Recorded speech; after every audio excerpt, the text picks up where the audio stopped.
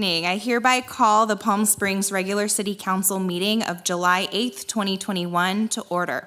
For those who would like to join me, please stand for the Pledge of Allegiance. I pledge allegiance to the flag of the United States of America and to the republic for which it stands, one nation, under God, indivisible, with liberty and justice for all. Thank you. City Clerk, if you could please conduct a roll call. Councilmember Garner. Here. Councilmember Kors. Here. Councilmember Woods. Here. Mayor Pro Tem Middleton. Present. Mayor Holstedge. Here. All council members are present. Thank you, City Clerk, and we apologize to the public for getting a late start this evening. Our closed session ran long. So first, we have three presentations this evening. First is our very first proclamation recognizing Juneteenth in the city of Palm Springs. So this is the first time that we believe that we've done this as a city. Thank you to the Black History Committee for working and writing on this proclamation with city staff. So I'm going to read the proclamation, and then we'll have the Black History Committee members come up, and the whole full city council will present the proclamation to you.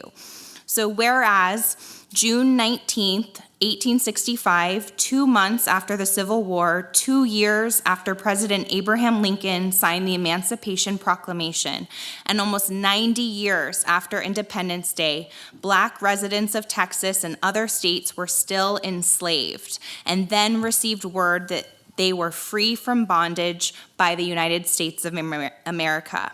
And whereas June 19th, 1865, Blacks were finally recognized as citizens of the United States of America and were on their way to pursue all of the rights of other Americans. And whereas on June 19th, 1865, that date was and is celebrated by African Americans to show freedom as indentured servants and recognizing their great contribution to America. And whereas Juneteenth serves as a reminder of our incredible capacity to heal, hope, and emerge from our darkest moments with purpose and resolve. And whereas we celebrate centuries of struggle, courage, and hope that have brought us to this time of progress and possibility. And whereas we recognize the work that has been led throughout our history by abolitionists, educators, civil rights advocates and lawyers, courageous activists, trade unionists, public officials, and everyday Americans. And whereas on Juneteenth, we commit ourselves to the work of equality, equity, and justice. Now, therefore, we, the City Council of Palm Springs, California, by the power vested in us, do hereby proclaim June 19th, 2021 to be Juneteenth Day. So thank you. It's important.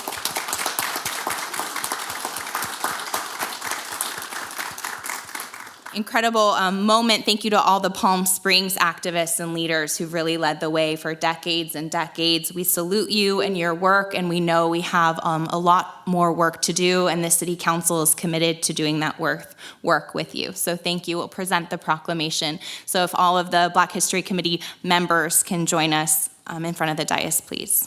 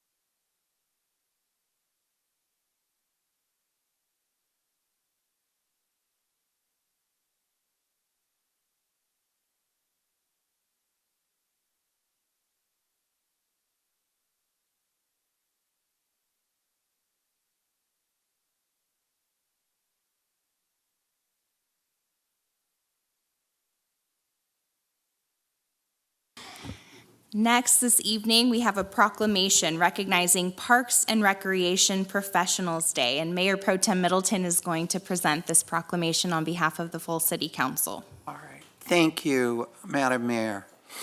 Whereas the City of Palm Springs recognizes that the Parks and Recreation field is a diverse and comprehensive system that improves personal, social, environmental, and economic health. And whereas the City of Palm Springs recognizes the importance and benefits of park and recreation services that enrich the lives of its citizens and help make this community a desirable place to live, work, visit, and whereas the City of Palm Springs supports the skilled work of park and recreation professionals to strengthen community cohesion, resiliency, connect people with nature and each other, and provide and promote opportunities for healthful living, social equity, and environmental sustainability. Whereas the City of Palm Springs values the essential services that park and recreation professionals and volunteers perform to provide recreational and developmental enrichment for our children, youth, adults, and older adults, and to ensure our parks and recreation spaces are clean, safe, inclusive, welcoming, and ready to use. Now, therefore, we, the City Council of Palm Springs, California, by the power vested in us, do hereby proclaim July 16, 2021 to be Parks and Recreation Professional Day. And we would welcome having our Parks and Recreations professionals join us up on the dock.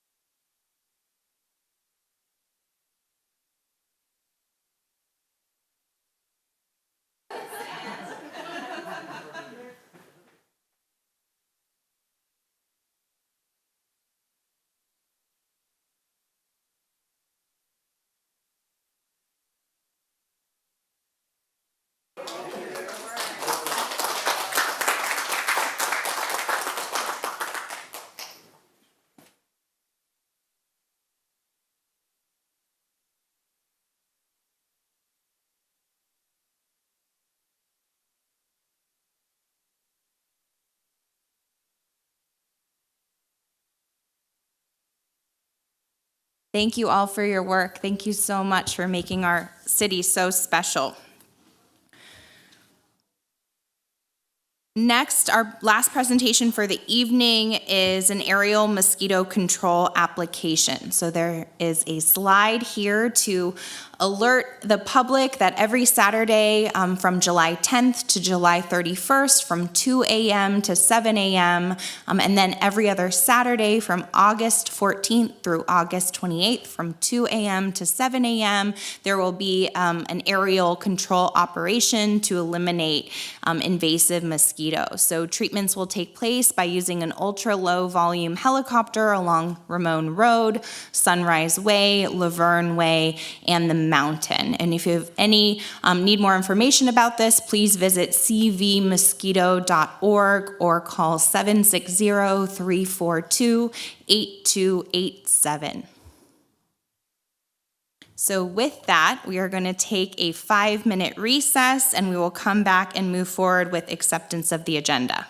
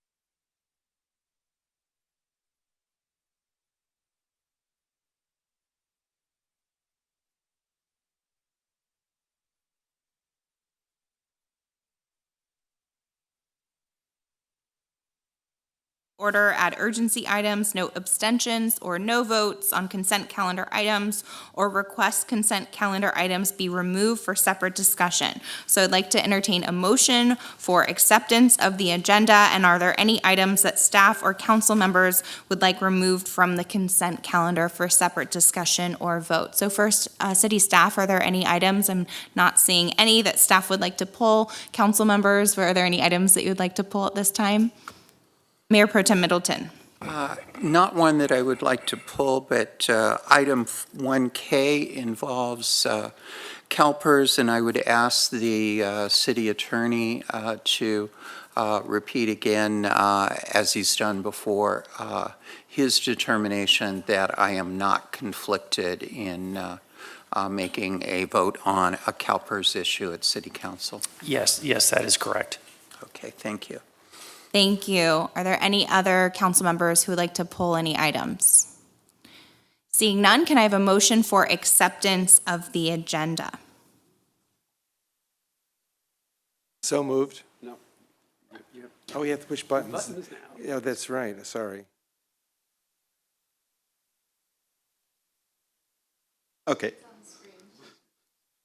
So motion by Councilmember Kors, second by Councilmember Garner.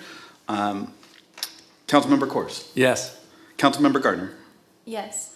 Councilmember Woods. Yes. Mayor Pro Tem Middleton. Aye. Mayor Holstich. Yes. Motion passes 5-0. Thank you. Next, I'd like to request that City Attorney Ballinger provide a report of the closed session.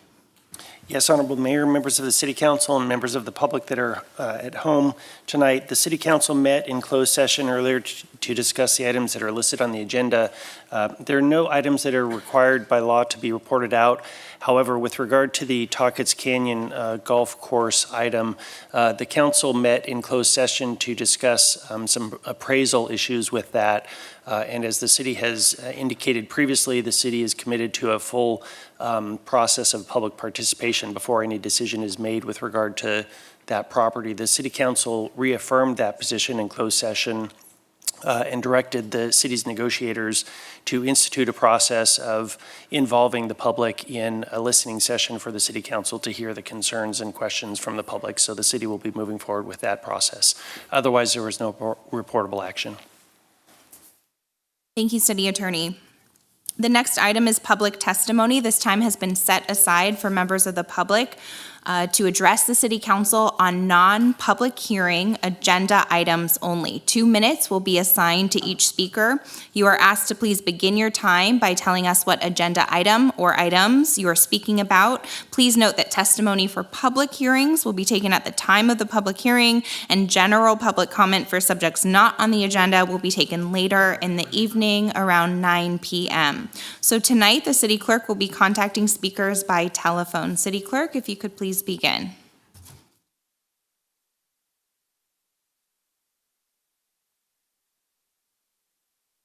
Renee Brown, you're live with the Palm Springs City Council, and you have 2 minutes to provide your comments. Good evening. I am actually interested in obtaining parking permits for employees who work downtown. There's a limited free parking spaces that are available to employees, and many times you have to move your car about 3 p.m. or if you're parking underground, you have to move it after 4 hours, and it's hot. It's very, very hot. There is all kinds of parking that is not used in the underground parking. And you've got a lot of employees who actually make the downtown experience great for the tourists. And I think it's time that the city maybe start taking care of the employees and the residents of Palm Springs as well as we take care of the tourists. Anyway, that's all I have to say, and hopefully you will take that under consideration. Thank you. You're welcome. William, you're live with the Palm Springs City Council, and you have 2 minutes to provide your comments. And if you could begin by stating your name. Yes, my name is Bill Schlanger, and I am a member of the CVEP iHub, and I thank you for the opportunity to speak tonight. I would just like to tell you about my experience and tell you that the CVEP iHub is a very valuable and beneficial organization for the city. And my business is making electronic components. And when I came to the CVEP iHub, I was and still am an engineer. And I knew my engineering pretty well. But as a businessman, I had a lot to learn. And the folks at the CVEP iHub really helped me mature as a businessman, teaching me about what the fundamentals of running a business are, and also helping me install the discipline in my organization. And getting from the point of simply making products for others to making my own products, and then having the discipline in my organization to properly account for it and make decisions more based on risk management and benefit versus cost analysis, and many other things like that. And so I have to say that during the time I've been with the CVEP iHub, I have really grown as a businessman. And it really would not have been possible without all the help and support I got from the people there.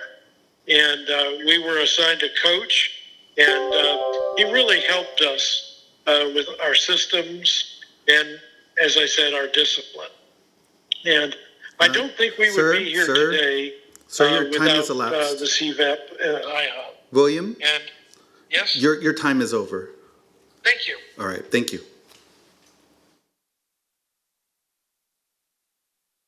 Bear Simerson, you're live with the Palm Springs City Council, and you have 2 minutes to provide your comments. Okay, thank you. I appreciate the time. I just wanted to call very briefly. CVEP has been very instrumental in adding that very important resources and education needed as a young business owner, young entrepreneur. Growing up here, I think that it's very important that we expand those resources to our youth. I can't tell you how their input into my business and how it's grown thus far. And it's really given me the resources to not only build a business, but build a business in my community where my kids will stay. So I just want to support and showcase that support for CVEP and all that they can do for our youth in this community. Thank you, and we'll disconnect.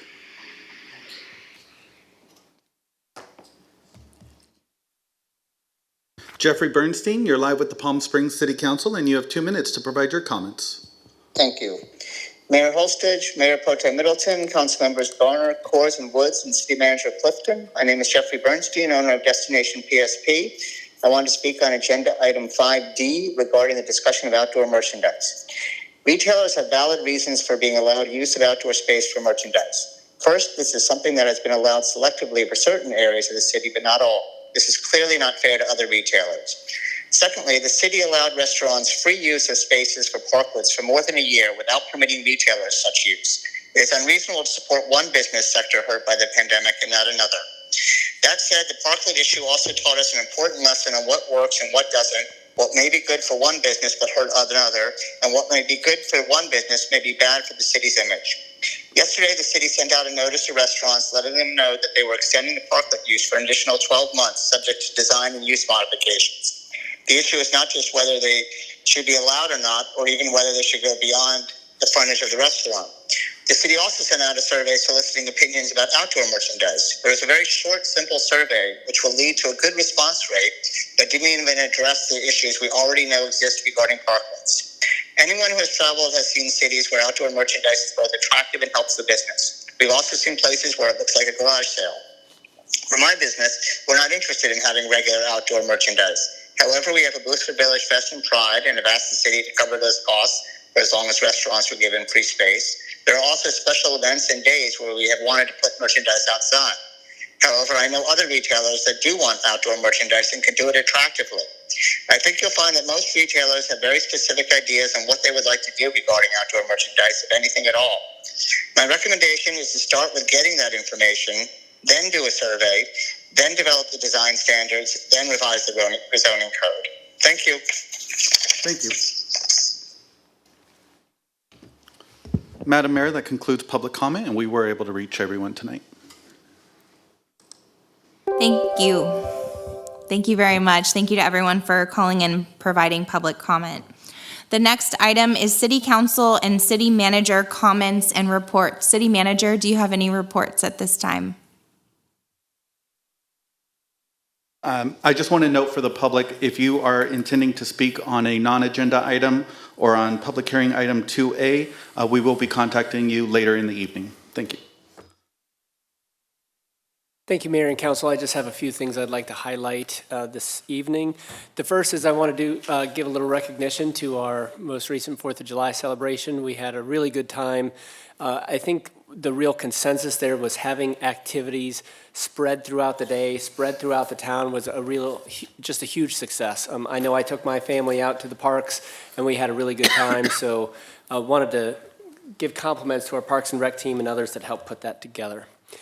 Next, I want to highlight that we have an upcoming meeting to discuss general plan revisions. As you know, we are in the process of considering an update there, and so we've got a meeting coming up that should be coming on screen Tuesday, July 13th, 5:30 at the Convention Center. So that's a great opportunity for community members to come out, learn more about what we have planned, and give feedback and input. We will also do our best to have some streaming and some other ability for people to engage in that process. Couple things I just want to highlight quickly on the consent calendar coming up. One is we've got for you the acceptance of our gym floor replacement at James O'Jesse, so that's really exciting to see some improvements in our facilities in our community center. We've got numerous Mills Act designations for you to consider. And that's really great to see continued preservation of historic structures and properties here in Palm Springs. And then we're also proposing a contract to resurface some of our playground. We have some sand and some other things that are quite dated, so excited that we're going to be moving forward with new surfacing at both Demuth and Desert Highland Park. So with that, I'll turn it back to Council. Thank you so much to city staff for all of your hard work on that. I think it truly was a success to put together such a celebration for the 4th of July throughout our community, and it was a really fun event, and it was great to see so many families and pets and all of our residents out celebrating. Do any council members have reports at this time? Mayor Pro Tem Middleton, and then Councilmember Kors.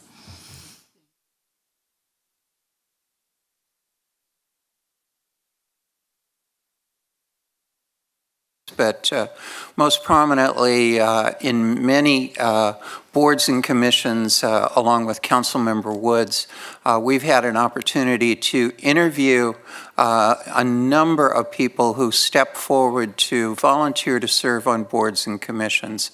And I want to thank everyone who stepped forward and offered to volunteer. It's become cliche to talk about the level of talent and experience that we see in these interviews, but I must say this year I was absolutely blown away by the experience, the tact, the quality of the candidates that we saw. If you weren't selected for a position, please stay in there because we have a great need and there is just some incredible talent in this city. And I think Councilmember Woods wanted to add to that. The only thing I was going to add, nothing to actually add, is to just to emphasize is the talent was incredible. I could not believe the talent that applied for all the various commissions. Our decisions were very, very difficult. And for all of those who didn't get appointed, please do not be discouraged. There'll be more openings coming up, and I ask you to stay involved and to participate because it's a very good likelihood with that talent pool you could be appointed in the future. Thank you. Thank you, Mayor Pro Tem. Thank you, Councilmember Kors. Great, thank you, Mayor. Just want to share, 2 weeks ago, the Greater Palm Springs Convention and Visitors Board had its meeting, and it's made up of 7 cities, the County of Riverside, or the JPA, just for the public who's unaware, and about 40 plus hotels, restaurants, some retail, and other businesses. And just want to share a couple highlights from it for folks. One is after a pretty in-depth market research study, the decision was made to change the name. A lot of convention and visitors bureaus are changing to be more consistent. So the name change is now Visit Greater Palm Springs, which is the name of the website, but it's meant to be a little broader. There was research done also on whether it should be Coachella Valley or Palm Springs, and it was overwhelming from people who come here that it's Palm Springs that they're searching for. It's Palm Springs that is the brand. So that is the new name that was voted on at that meeting. A couple other things. We entered into an agreement with a group known as Travel Unity, which works on diversity, equity, and inclusion in travel, both from how the marketing's going, human resources, how the CVV is operating, how we're communicating, destination assessment. So they'll be doing a full audit of all the practices and then coming back with recommendations in the fall on that. And I think it'll be really interesting, and I'm really glad that this has been taken on. There are some additional new partnerships with College of the Desert to offer classes in hospitality so people can advance in their careers who work in hospitality. And then there's a new program known as Team GPS for Greater Palm Springs, and it provides pretty much anyone who interacts with the public, especially in the tourism industry, but it's open to other folks, and I know some of our employees have taken the course in its last iteration pre-COVID. I've taken it, and it's really interesting, and it really teaches folks how to learn about the destination, all that there's here to offer. Places that do these programs have seen higher wages for workers, better tips, when people can answer, where do I bring my children? What's here in the valley? And for me, I learned a lot about some of the attractions and things in other cities. And if people are interested, it's all free, and it's at goteamgps.com. And I'll share that with our website folks so we'll post that so if folks are interested, they know where to find that. Thank you, Mayor. Thank you. Councilmember Garner, do you have any comments tonight?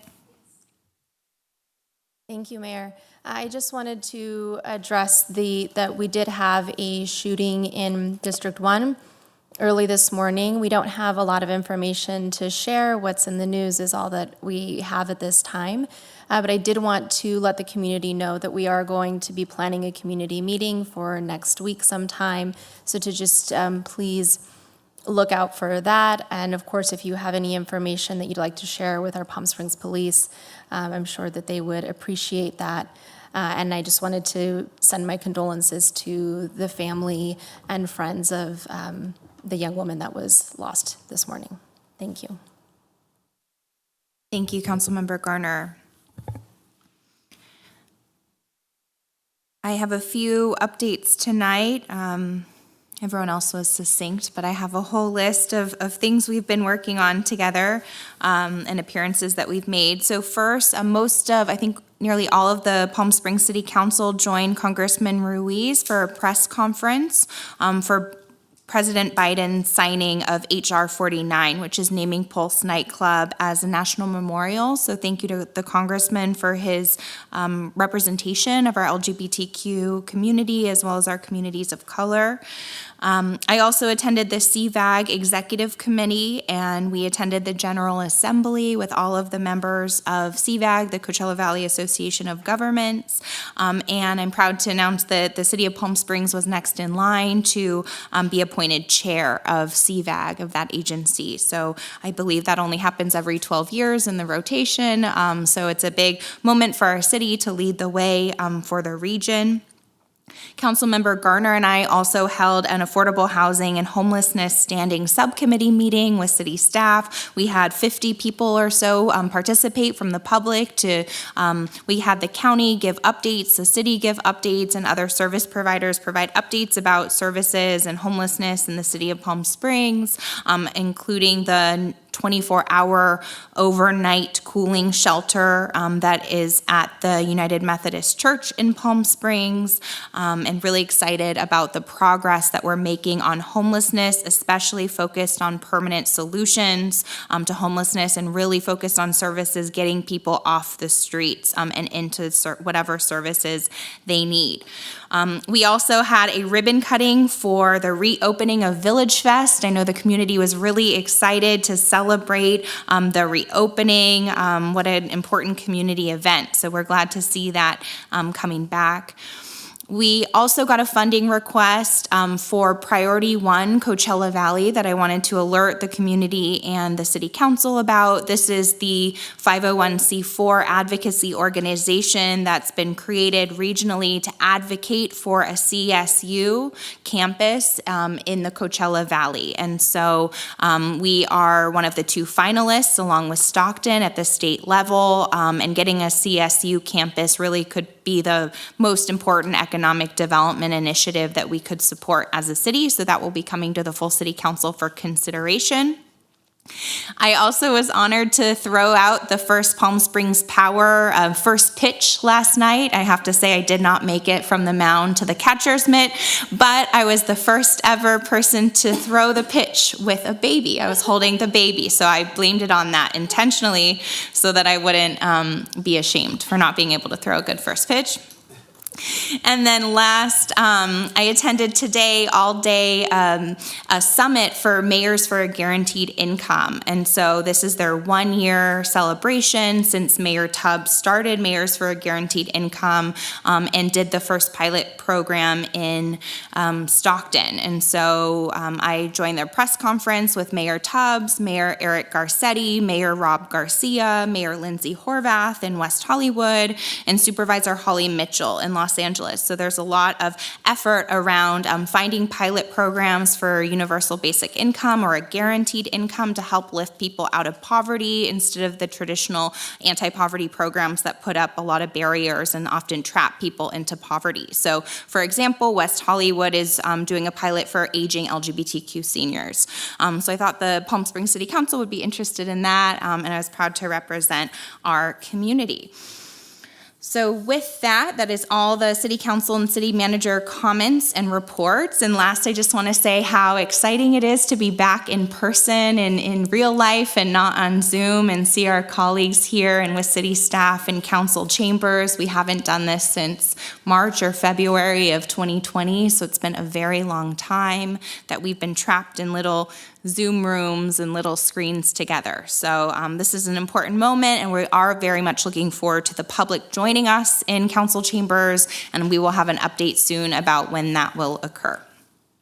So with that, the next item is the consent calendar. I will entertain a motion to accept the consent calendar as it is with no items pulled, noting that the city attorney confirmed that Councilmember Mayor Pro Tem Middleton, does not have a legal conflict on item 1K. So can I have you can make a motion to approve and a second through the machine, but we have to do a roll call vote to confirm the vote because of the way that it's set up. So I see that there's a motion by Councilmember Garner, seconded by Councilmember Coors. If we can have a roll call vote, please. Councilmember Garner. Yes. Councilmember Coors. Yes. Councilmember Woods. Yes. Mayor Pro Tem Middleton. Aye. Mayor Holstedge. Yes. Motion passes 5-0. Thank you. The next item is item 2A, a public hearing to consider an application for historic designation of the Crockett residence located at 590 West Linda Vista Drive. If we can have a staff report, please. Of Council, this is a request for historic designation of the Crockett residence, which is located in the historic Tennis Club neighborhood. In terms of the residence, it was designed by architectural designer Herbert Burns in 1951 and constructed in the fall of that year. The residence is a prime example of his work and mirrors many of the architectural details of other structures that he has designed here in town. One of the critical details relative to this residence is the fact that it has retained basically its same architectural character. There have been very few modifications to the exterior of the structure. In terms of its appearance, these photos show the structure as it occurs today on the top, and then the photos down below were taken by noted photographer Julius Schulman in the 1950s, soon after the residence was constructed. And again, you can see that the character of the residence is more or less the same. The HSPB reviewed the application earlier this year and found that the residence meets 3 of the 7 criteria for designation. It was also assessed for its integrity. Again, as I had mentioned, there have been very few changes to the residence. The current owner actually restored the carport. It had been enclosed at one point in time. The owner restored it back to its original appearance, working off of the existing architectural drawings for the residence. Based on this, the Historic Site Preservation Board has recommended approval of the structure as a Class 1 historic resource. That concludes my report to you. Happy to answer any questions. We do have both the property owner and the author of the designation available to answer any questions and to provide a presentation to you. Thank you. Thank you so much. Are there any questions for city staff before we open the public hearing? Seeing none, I would like to open the public hearing. The applicant will have up to 5 minutes to provide their testimony, and the public is invited to speak on this public hearing for up to 2 minutes. City Clerk, do we have the applicant? Thank you. We'll move forward with the applicant's testimony.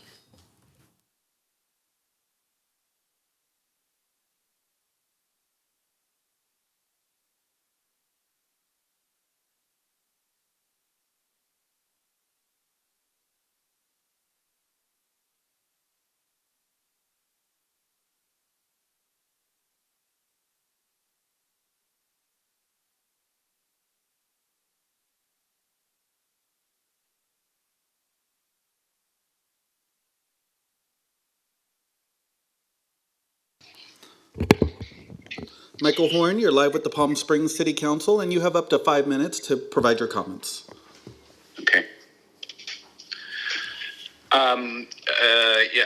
I had been assisted by the Palm Springs Preservation Society in terms of writing this report, who gave me a lot of advice as well, and I learned an awful lot through the entire process. There's actually been a number of publications that have included actually this house as a good example of mid-century. Michael Horn, you're live with the Palm Springs City Council, and you have up to 5 minutes to provide your comments. Mr. Horn?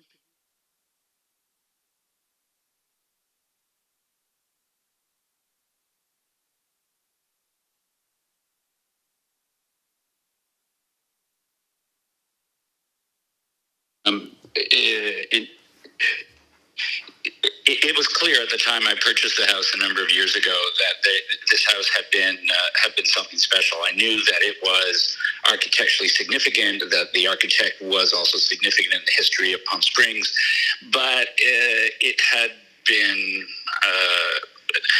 had a few changes, particularly around the carport area from the outward appearance. So after I purchased the house, I did make some changes in order to restore the house. I think the lines of the house are beautiful, and I don't see any reason why it should be changed. But I also believe that, it's in the best interest of actually the community to make sure that these kinds of architecturally with significant homes are actually preserved. And so that's what I intend to do, and that's why I've gone through this process, quite frankly. So I would say that's the extent of my comments. If there's any questions, I'm happy to field them. Mr. Horn, thank you.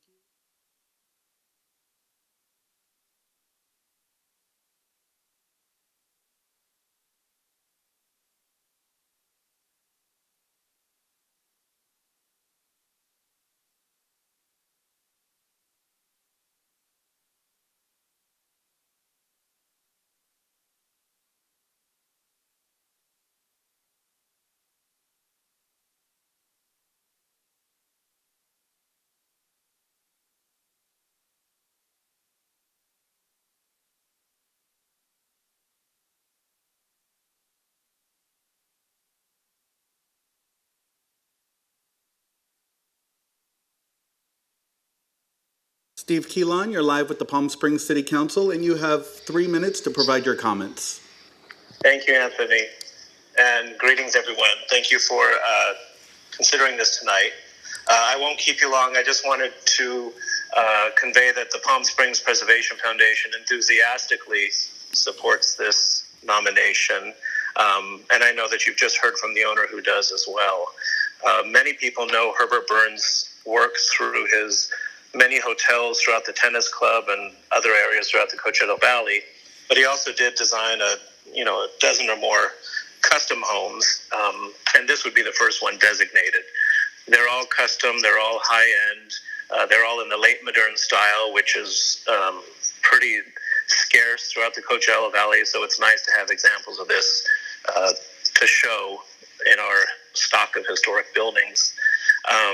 And this is, late modern, so I really enjoyed working on this nomination and learning more about it. I wrote a book about Herbert Burns, but I was able to learn some more about this. So that's all I have to say. I think this, with the nomination you got and the report from city staff, that should cover it. I'm open to any questions that anyone might have. Thank you. Thank you.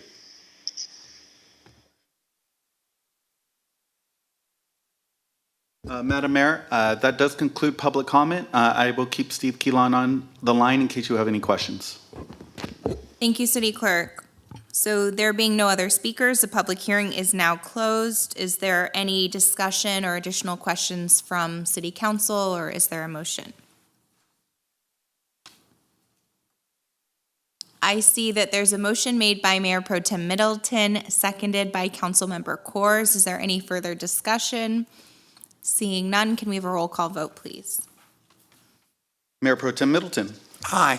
Councilmember Coors. Yes. Councilmember Garner. Yes. Councilmember Woods. Yes. Mayor Holstedge. Yes. Motion passes 5-0. Thank you. The next item is item 3A, consideration of an ordinance amending the Palm Springs Municipal Code regarding procurement and contracting by the City of Palm Springs. If we can have a staff report, please.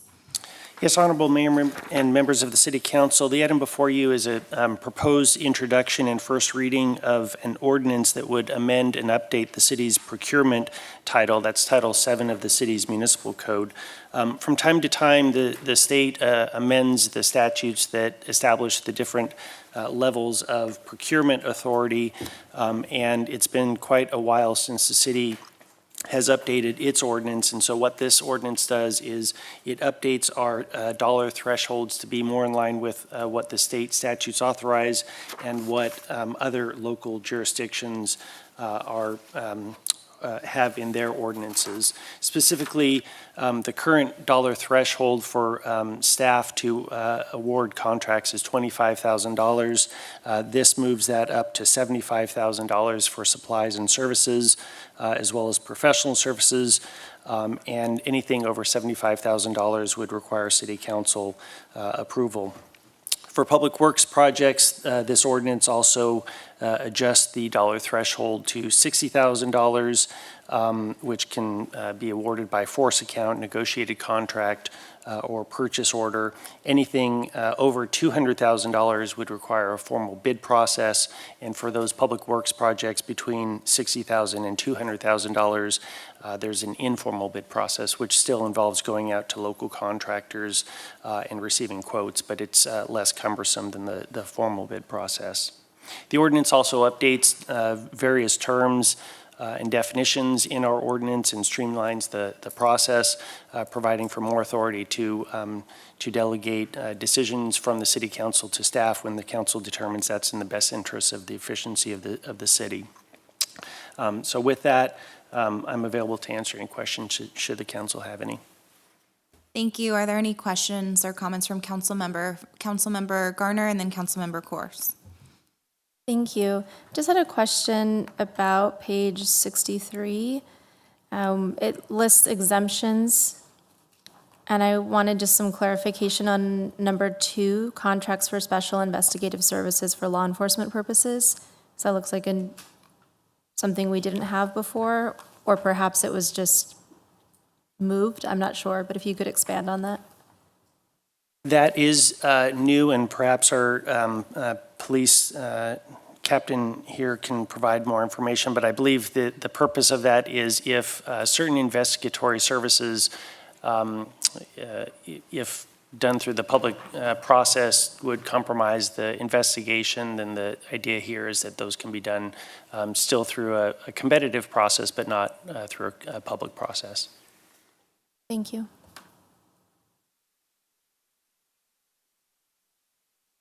So these are different page numbers, 3A-131, which is the requirement prohibiting discrimination in the provision of benefits. I thought we fixed this before you were here, City Attorney, but it reads, no contractor of the city with a contract in the amount of $10,000 or more shall discriminate. Goes on and on. Per the Ninth Circuit Court decision, it should probably read, the city shall not enter into a contract with an entity that discriminates in the provision of benefits. I believe that was the intent of this provision, and so we can make that. Yeah, and we should probably check our other rules to make sure it's consistent with what is allowed under federal law, which is we're allowed not to contract with an entity as a market participant, like any other business, but we're not allowed to require them to provide benefits. We just can keep ourselves from contracting with them. Correct. Yeah, so just so the public and council knows, I think we've discussed that. Thank you. Thank you, Councilmember Kors. Councilmember Woods. As I understand it, the city manager will now have the authority, if we pass this, to approve contracts up to the amount of $75,000. Is that correct? That's correct. And I just want to make sure that for the purpose of transparency, that what we still have is in our packets, those contracts are actually called out so that we know what contracts are actually being written that are over, that are under $75,000 and that mark that we don't see. Yes, in fact, the ordinance requires a monthly reporting to the city manager of any contract awarded over $5,000, and so those can certainly be forwarded to the city council so the city council is aware. If you'd like to make that part of the ordinance, we can certainly do that at this time. Thank you. That's all my questions. Mayor Pro Tem.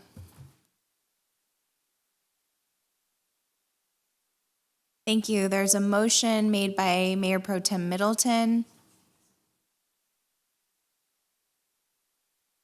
and seconded by Councilmember Garner. I have just a little bit more discussion if I can. So first I'd like to include the recommendation both by Councilmember Kors and Councilmember Woods in your motion, Mayor Pro Tem, if that is what you intended to include. It is. Thank you. So I just have a comment really about local business preference. So this is the first time that we've gotten this ordinance in the 3.5, almost 4 years that I've been sitting here, and I just wanted to make a comment that it seems like in practice again and again, we're not using the local business preference. And I know in terms of, finding local contractors to do work with, and I know it's a priority of the city council to create local jobs and support local companies. And so I just asked that, I talked to the city manager about this earlier, but that we can really assess if there are ways that we can improve the local business preference to actually work in practice. I know that Daryl Terrell has come to the city council and has come to our economic development subcommittee with Councilmember Kors and I, and we've talked about ways to really get jobs into local businesses. So I see the ordinance includes that in some ways, and I like that it listed out, Palm Springs companies and then Coachella Valley companies and then Riverside companies. So I thought that was smart, but we can put it in this ordinance, but it really doesn't seem to be working in practice. So if we could just analyze that issue as we work on procurement, I think that would be great, is something to bring back, add to our list to review or maybe take up at our subcommittee level. That's all that I have. So is there any further discussion? Seeing none, if we can have a roll call vote on the motion to approve, please. Mayor Pro Tem Middleton. Aye. Councilmember Garner. Yes. Councilmember Kors. Yes. Councilmember Woods. Yes. Mayor Holstedge. Yes. Motion passes 5-0. Thank you. So the next item is item 5A. I'm sorry, Madam Mayor.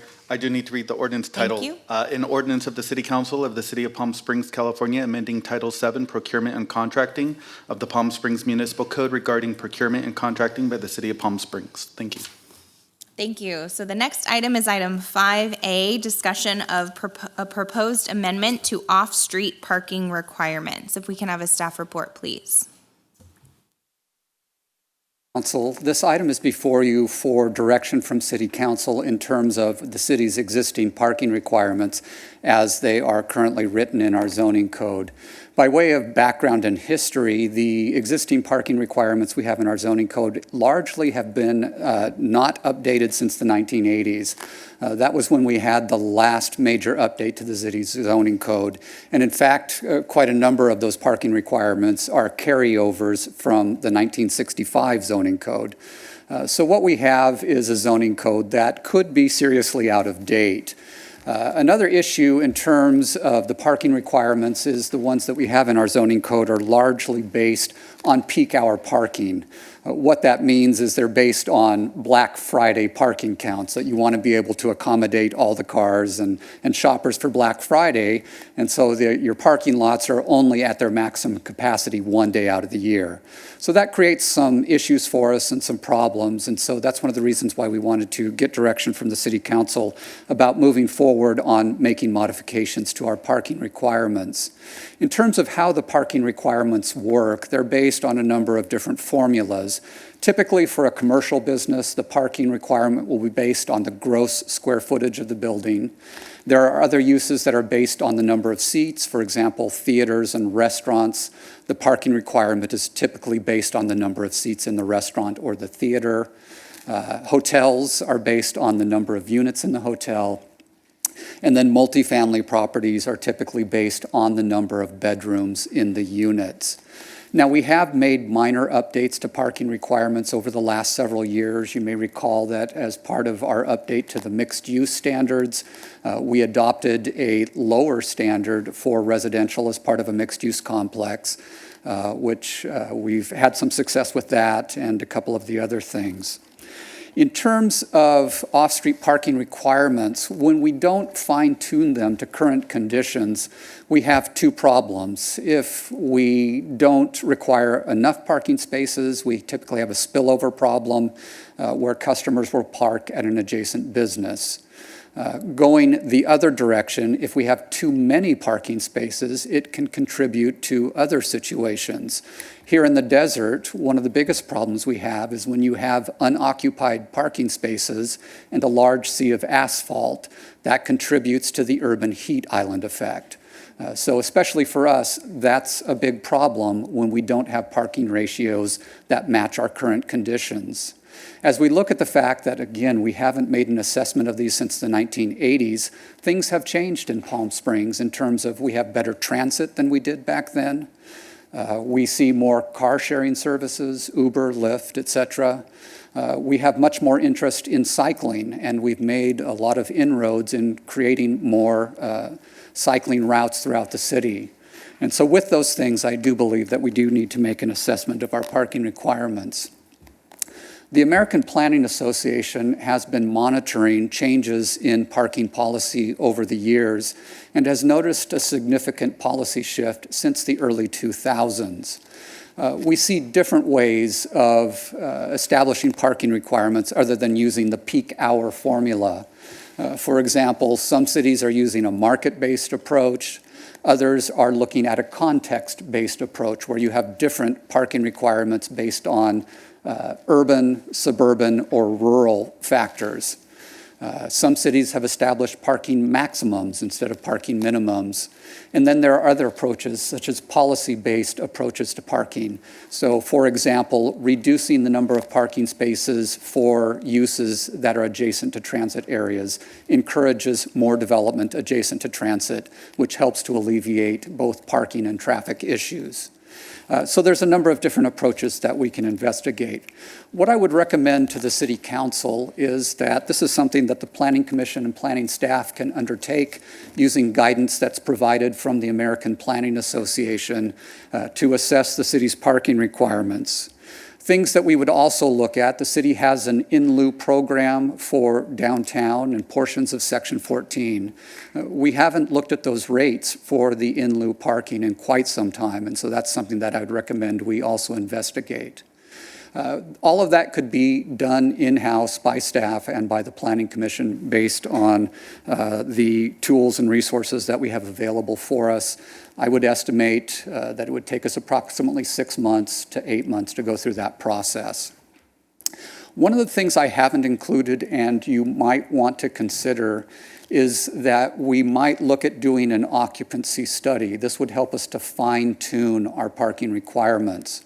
What that would entail is engaging a consultant to actually do studies of our commercial parking areas. We would want to look at both in-season and out-of-season. And so what I would recommend, if you want to pursue that, we would come back with a proposal and a contract for you to review. That would add some time to the study because, again, we need to time it relative to looking at in-season counts and off-season counts. But that would help us be a little bit more accurate in terms of our parking requirements. That concludes my report to you. I'd be happy to take your input at this time. Thank you. Thank you so much for the thorough report. We appreciate it. As always, are there questions or comments from council members? Councilmember Coors. Great, and thank you. Yes, this is long overdue, so I'm really glad to see us moving forward on this process. So a couple questions. Are you also, just in reading our current rules, looking at sort of bike parking, electric vehicle charging, things like that? Yes. Okay, so it might be worth including a liaison from the Sustainability Commission because they do so much alternate transportation, which is something, of course, we've done a lot with since this happened, right? All the bike lanes, the charging stations we've done, and so including that I think could be really helpful. And I don't think you were really involved in this since our former assistant city manager was, but there was a parking study, sort of what you're doing, done. I think it was probably in season of 2019 and then got put on hold because of the arena and then put on hold because of COVID. And I know Lars Parking is updating that now. So just making sure that's coordinated. If there is duplication, we could fill in what's not in that study. And then they were going to come this fall to do public input on that, but maybe that waits until this is all done on that. That was funded by PS Resorts that really focused on downtown, uptown area. So I just want to share that, but I'm glad to see this moving forward. I think we definitely need to look at this. I know some people raised employee parking and how that would work. And again, I know there are lots of different ways that could work. And of course, we want to encourage people to use alternative modes of transportation than everyone taking their own car to go to work. So will that be part of this as well? While it wouldn't be incorporated part of the zoning code, we can do that as an associated study relative to parking in the downtown area. So certainly. Great. Thank you. If I can, because I have similar comments, that was my question to you, is what exact direction you need from the city council on this? So I think it's easy to say yes, this is 30 to 40 years, old compared to our current needs now. But, is it possible for us now to give priorities or values to city staff and planning commission? You mentioned some, Councilmember Coors, like sustainability. City staff mentioned some, Director Fag with, climate response and making sure we're not creating heat islands or increasing the heat in our city. I've heard the city council talk about housing affordability and the need for density and the need for reduced parking requirements for housing development of all income levels, including moderately priced housing that's not true affordable housing, alternative transportation. I heard you mention mass transportation, electronic charging vehicles, things like that. I'm sure we'd have a whole list. So I don't know the best way to give that direction now, or if you think a council liaison or liaison should be appointed, or what is the best way that we can help focus this work to make sure that it aligns with our community's values. So certainly we would appreciate input from the council now. If you would like to appoint a liaison, we'd be happy to work with the liaison in coordinating the goals of city council relative to our parking. Thank you. So that was the long list that I just scribbled right now and thinking through what those priorities might be. But those are some of the things we've come up against in terms of approving housing and sustainability plans and biking access. So if other council members have other values or priorities you want to give direction to city staff and this planning commission, that would be helpful. Mayor Pro Tem, you had your mic on. Were you next in line? I don't know if I'm next in line, but I want to be in line. I think we're out of practice. So Mayor Pro Tem, and then I saw Councilmember Woods, and then Councilmember Garner. All right. Thank you, Flynn, as always. From listening to the presentation, one of the things that comes across is that we have, as a municipality, a fair degree of discretion in terms of how we go forward within parking requirements from a zoning standpoint. That's correct. The city council can establish its own parking requirements, and so that is within your discretion to do. So I think one of the things that would be really important to me as you and the Planning Commission go forward is to be very clear about what those areas of discretion are and the whys attached to the recommendations that come forward. I think the idea of doing a broader study of our current parking, how long of a additional time and additional cost would that likely lead to? In terms of the time frame, I would estimate that it would be an additional 4 months approximately on top of the 6 to 8 months that it would take us to do the study and some of the public sessions with the Planning Commission. The cost, I would need to go out to a consultant to get proposals before I could bring that back to you. That strikes me as something that would be extremely important for us. We are going to receive dozens, if not hundreds, of anecdotal bits of information over the course of the next year, and being able to have some studies to fall back on would be really, really helpful. As I understand it, you're approaching this from a zoning standpoint and updating the zoning code. That makes sense. But once we open up a question around parking, we are going to hear from everyone on every possible issue related to parking in the city, and I would encourage us to move as quickly as we can on the broader question of how we're approaching parking in Palm Springs. I know that debate is already very engaged within the business community downtown. And I won't jump ahead to recommend we do this or we do that, but I would love for Palm Springs to lead all cities in Southern California when it comes to charging stations, if not the country.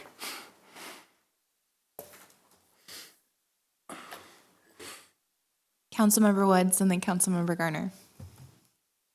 Thank you, Mayor Pro Tem. I just want to pick up a little bit on what Mayor Pro Tem said. We can set in the zoning code, we can set parking standards, which is typically how it's done, or one way that it's done.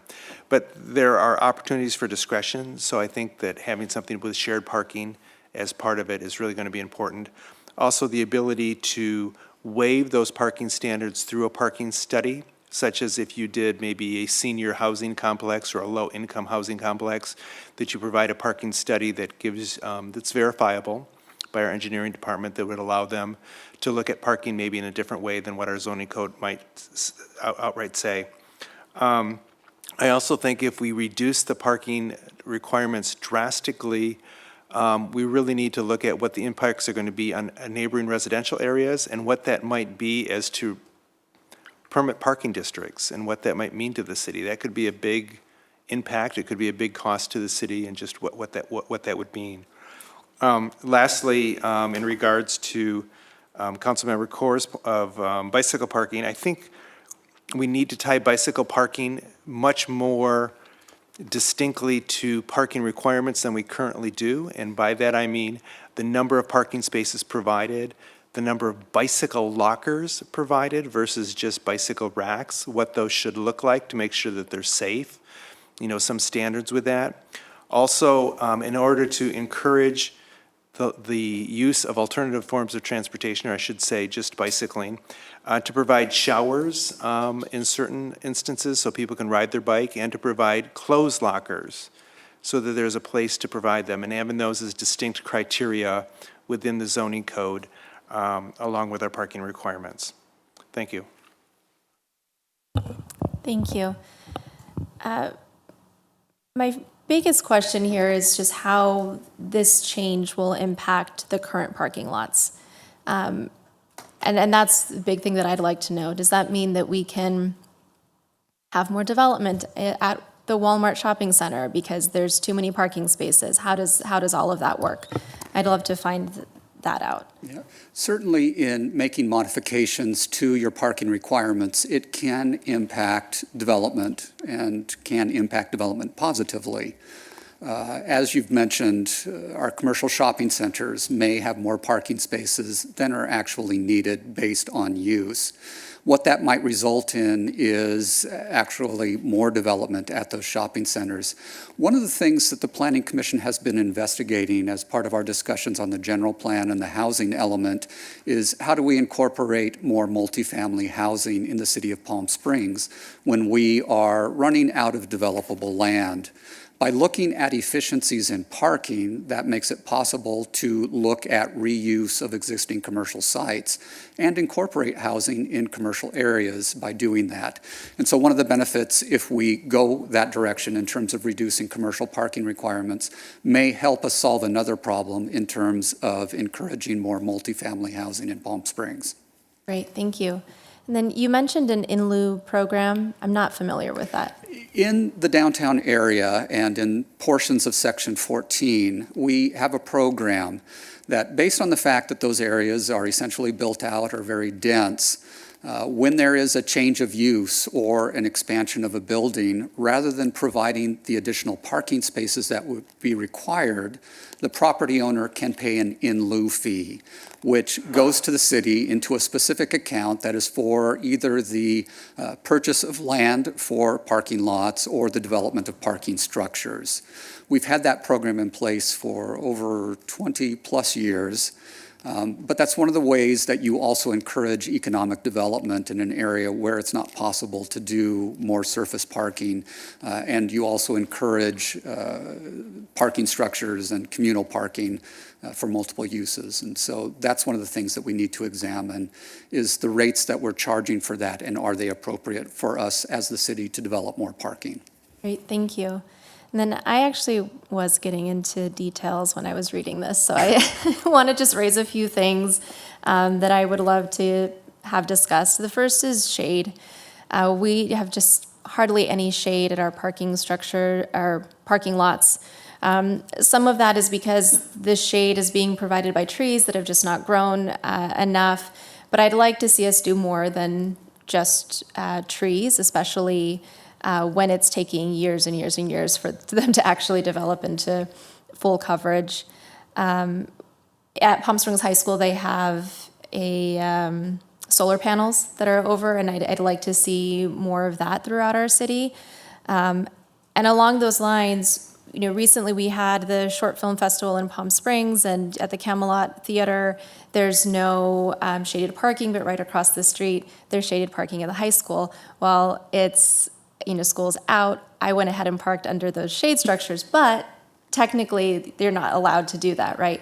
I would like to see what is possible for us in terms of sharing the use of parking lots. So often you'll see no parking signs all over the place, even though the business is closed and the business that you're trying to go to is just right across the street. So just what is the possibility of us really being thoughtful about how we're using our parking spaces and not coveting them so much by each business, especially when they're not in use. And then the other, I wanted to echo with employee parking. This isn't the first time that we've heard comments about employee parking, and we've heard comments in the past as well of employees needing to walk several blocks to get to work.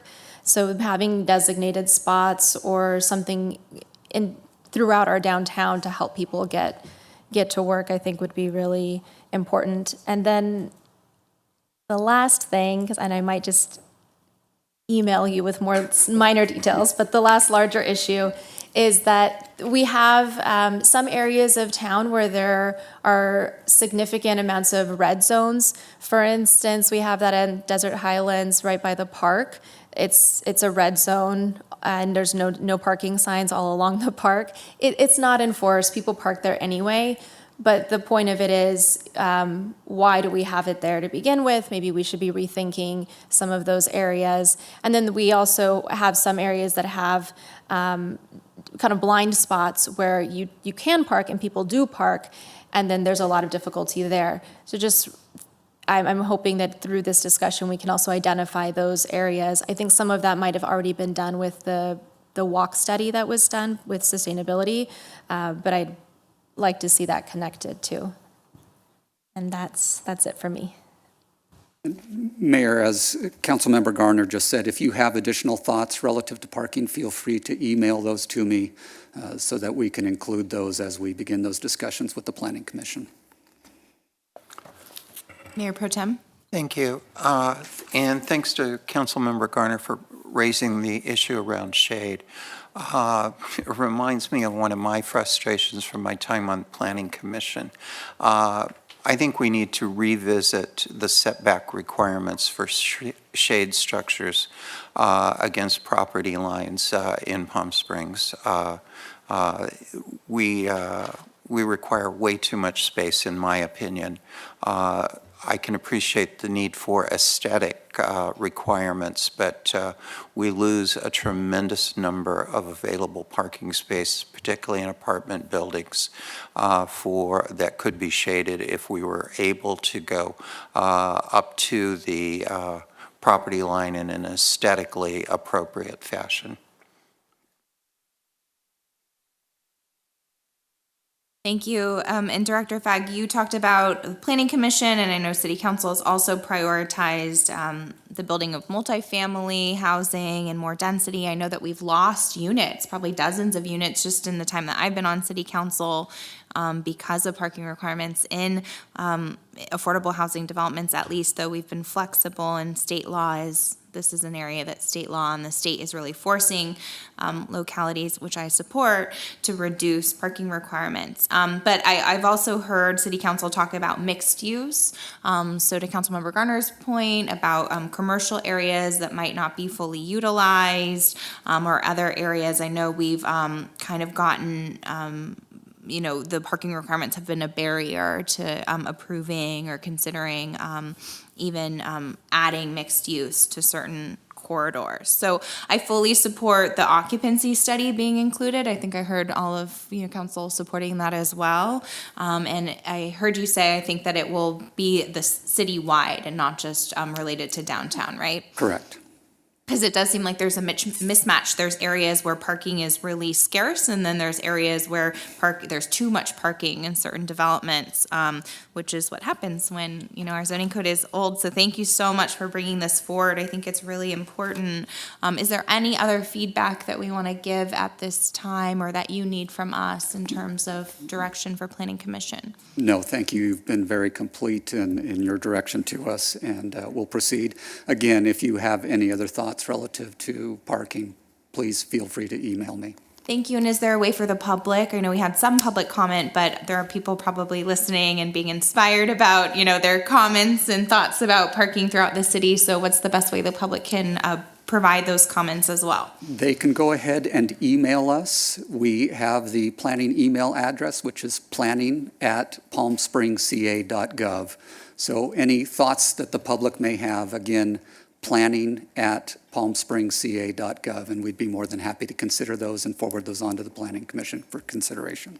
Thank you so much. City Clerk, do we need a vote to provide this direction? I think it's just a discussion item, right? No votes needed. Thank you. The next item is item 5B, consideration of appropriating funds for the Innovation Hub Management Agreement with Coachella Valley Economic Partnership, or CVEP, an annual membership fee. If we can have a staff report, please. Thank you, Mayor and Council. I'm going to start off this evening and then turn it over to Community and Economic Development Director Jay Verrata here in just a minute. So we're here this evening because not long ago we had a conversation as part of the budget process about what to do with the CVEP and iHub funding. It was the decision of council at that point to put those funds aside for economic development, but to later decide whether or not they should be appropriated to these two specific, really an organization and a program, CVEP being the partnership, the iHub being one of the services and programs that are run on behalf of Palm Springs, or whether to appropriate those funds to other economic development endeavors. A couple caveats before we get started. One is I would have liked more time to do a thorough evaluation. So what I'm prepared to do, at least from a fairly high level this evening, is talk to you about kind of economic development 101, at least from my perspective, and how programs like these fit in. What I'm not really able to do this evening, and the timing is such that, frankly, CVEP as the partnership and the iHub program needs some certainty regarding the future and whether funding will be provided. So it was timely for us to bring this to you, not timely for completing a really thorough evaluation.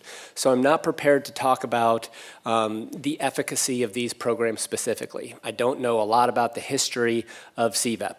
I know broadly speaking, but not the details. So it's really difficult for me to say that I think the funds are best used this way and that this organization is kind of performing at a very high level. What I really can say is more about that economic development landscape and how these kinds of services fit in. I am also not an economic development professional. I have been part of establishing 2 economic development programs and organizations and revising and working very closely with another. So I have some experience. I've been involved in economic development everywhere I've been in other communities, but it is not my full-time job. So I think I can offer some perspective, but that caveat is important. And for that reason, I think the description that was read is probably a better setup for this than perhaps the way the staff report reads. The staff report reads a recommendation to appropriate funds, really better to be described as to consider appropriating those funds, right? And using the other perspective that you have, the history of the organization, information from Jay, information from representatives of the organization to ultimately decide if it's more appropriate to spend the funds to support these continued programs in this partnership, or as we discussed in the budget, to allocate them differently. So with that, how do I get this started? Oh, thanks. If I could have the presentation, please.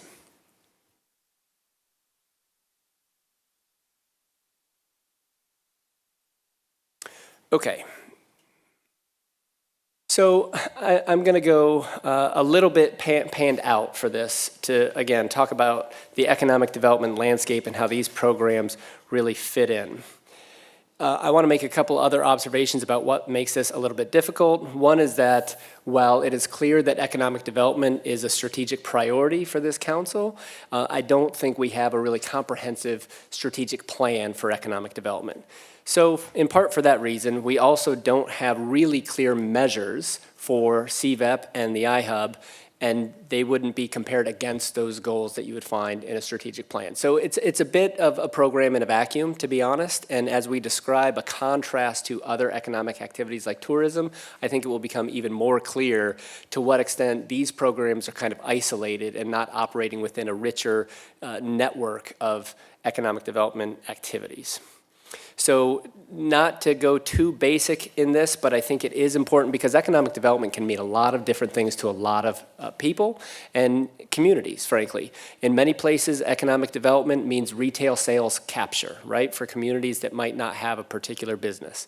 What I really mean it to mean in this context is, broadly speaking, an initiative aimed at stimulating investment to business activities that grow wealth, create employment opportunities, and increase the livability of a community. Ultimately, that last piece is probably the most important, right? We do this as a means to an end. Having better jobs, having higher paid jobs, having a diverse economy makes a community more livable. Some economic development goals that I think are important to establish, and again, this is in this local economic development context. Number one is primary jobs. A primary job is really aimed at producing a good or a service that's exported. So we have lots of other economic type activity. Tourism is an example of a primary kind of economic sector because people from outside come in and spend their money. Otherwise, we see what else can occur, which is that I might take my paycheck and go to the grocery store employs people, those people might come even into City Hall and get a building permit. And those dollars circulate throughout the economy, and that's good, but not nearly as valuable as new money coming in. So that export component tends to be pretty important. Above average pay is always a goal of economic development programs. One of the downsides of a tourist-based economy is it doesn't always provide the highest paying jobs. Increasing the diversity and resiliency of the economy is often a really critical goal of economic development programs. Almost any economy that is focused on one really strong pillar or even a couple is more vulnerable to economic shock. Oftentimes, diverse economies, when one sector might be down, and that can happen based on anything from commodities prices to paradigm shifts in the market, et cetera. If you're propped up by some other economic sectors, you're likely to sustain some of that internal spending that we talked about and keep the tax base high, keep overall employment higher, et cetera. I think it's important, too, to just establish that a good local economic development program is going to leverage existing assets, right? Some communities have natural resources, some don't. Some have a pillar of strength like tourism, where you can look at the supply chain and you can look at those kinds of things moving outward, and some don't. So always you want to consider, what do we have already that is working for us, and how can we leverage that for other industries? And then I would suggest, although this is certainly more open for debate than some of these more widely accepted principles, that economic gardening is a model that is preferred for a community our size to recruitment strategies. It doesn't mean that you wouldn't go and recruit a business, especially right now in what people are referring to as the Zoom economy, where remote work is enabling people to locate elsewhere. And again, they might be earning a paycheck from a headquarters base in Los Angeles, but they're living here. That's an example of now a primary job, to the extent that at least that's new money coming into the community. But economic gardening is really built on the idea that you're going to create an environment conducive to business that could be tailored to very specific clusters or economic sectors, or it could be very broadly speaking, establishing policies, sometimes building facilities. It could mean many different things, but you're trying to create the conditions within which businesses will naturally thrive, supportive services, et cetera, that we'll talk about here in just a second. So some components of successful programs, from my perspective, marketing and communication, you need to identify both small businesses that are well positioned to expand. You want to identify people with an entrepreneurial spirit. That we had one testimony earlier from a participating business at the iHub that said, I'm a pretty good engineer, but I needed to learn a lot about business, right? You need to find those people who are your clients. Prospective businesses relocating certainly would count in that endeavor. Access to capital is a big one. Almost every successful economic development program I've seen, it's a primary function, not kind of a secondary or tertiary one. Access to capital is one of the things for anybody with a great idea is kind of step one in the process. Business support services, those can really range. Some of them are very general, like how to create a business plan or financial acumen, but as economic development programs develop and evolve and identify more targeted sectors, they can become very niche. So you can provide patent support, for example. If you have strong manufacturing sectors, you could provide industrial engineering expertise. A whole host of services, marketing, et cetera, that could be used to help businesses launch and help them expand. Most good programs have policies and potentially incentives. Again, depending on how strong a sector already is, we see that with lodging as an example, as a key component to the tourism economy, that incentives can sometimes be the deal maker. If it's not that, sometimes it's policies. Policies that might even seem small at first. Parklets might be small if it wasn't in the context of COVID and the pandemic where they were really critical, but even that is really a policy aimed at a particular geographic area, a subset of the broader economy within tourism, and helping particular businesses in that area thrive. And then lastly, oftentimes these programs will have physical space or equipment. So an incubator is one example of the physical space. Some communities build industrial parks the way that tourist communities will sometimes build convention centers. And it's aimed at providing the space, helping buy down some of the initial upfront capital costs for businesses to get started or again to expand. I think it's important just to recognize again this concept of the landscape. And I've mentioned before that a contrast with our tourism economy I think is really helpful. It's really, really apparent when you go to a tourist community. I came from one, so it's easy to spot, but even if I came from a place that was heavy in manufacturing or something else, it wouldn't take long. Just look at my calendar, right? It's a GM's breakfast on a Wednesday, it's a Main Street another day of the week, it's a PS Resorts meeting, it's a chamber meeting. The locations for meetings include places like the convention center that's built in the interest of the tourist economy. There's really a long history of how that evolves. You step into a really highly evolved program and you see the myriad integrated partners, for instance, that I just described. You see administrative capacity. While there's a lot of people volunteering some of their time in those programs and in those organizations, there's also paid professionals, operating a convention and visitors bureau, for instance. We know a lot about the tourist economy. We measure it all the time. We look at TOT collection, we look at occupancy. At those GM breakfasts, they're often reporting things like sales and other key measures. There's a pretty rich understanding of current conditions. The same could be true in a parallel kind of economic development landscape where you might know more about emerging business clusters, where there is market opportunity, where there is real estate, lots and lots of information that just helps people facilitate making business decisions. Lots of engagement from partners in the broader economic development landscape, not unlike tourism. That could include things like schools or other development and workforce training type programs. It's not just the traditional businesses themselves, it's banks providing some of the lending. It's a rich kind of fabric of partners that come together to make a really comprehensive program work. Numerous sources of funding. I mentioned things like access to capital, a revolving loan fund, but just like any other good program, you're leveraging not only the funds from some of those other sectors, but private capital. Often these programs will develop venture capitalist and angel investor networks to leverage grant sources like CDBG and USDA sources to come to bear on something like a revolving loan fund to really make sure that the funds are well leveraged and that there's lots of money available for these programs and incentives. And lastly, kind of infrastructure, land, building we mentioned, and then time. The note about time is just to acknowledge that none of this is built quickly. Even a community like Palm Springs with a long history of tourism, if you look back in time, I think you'd see that there were the landscape was not nearly as robust as it is today. And over time, it's a feedback loop.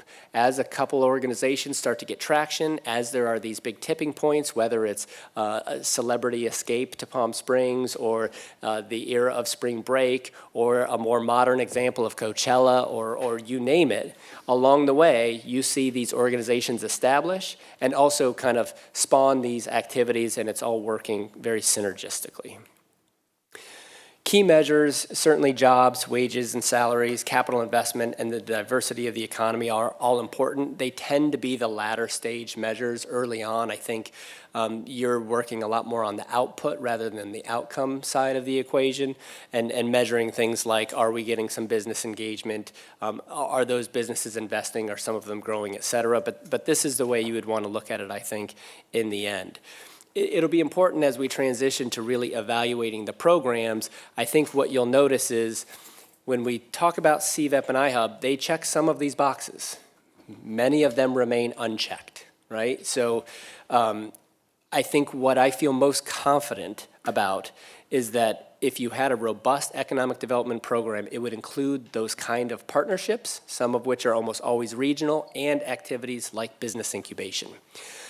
Again, that's a little different from saying the ones that we have today are exactly what we need. In fact, I would describe them more as middle stage programs in an environment where we lack some of the very beginning stage programs. So one of the fundamental questions is, do we start to build some of the foundation around what we have now?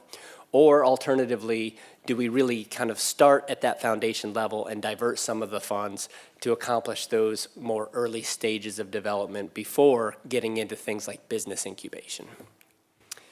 So with that, I'd like to turn it over to Director Verada to get into the specifics of the program. I should pause and see if there are questions. I know that was kind of a high-level review that a lot of you don't need all of that, but anything that's unclear or that I can expand on from the big picture perspective.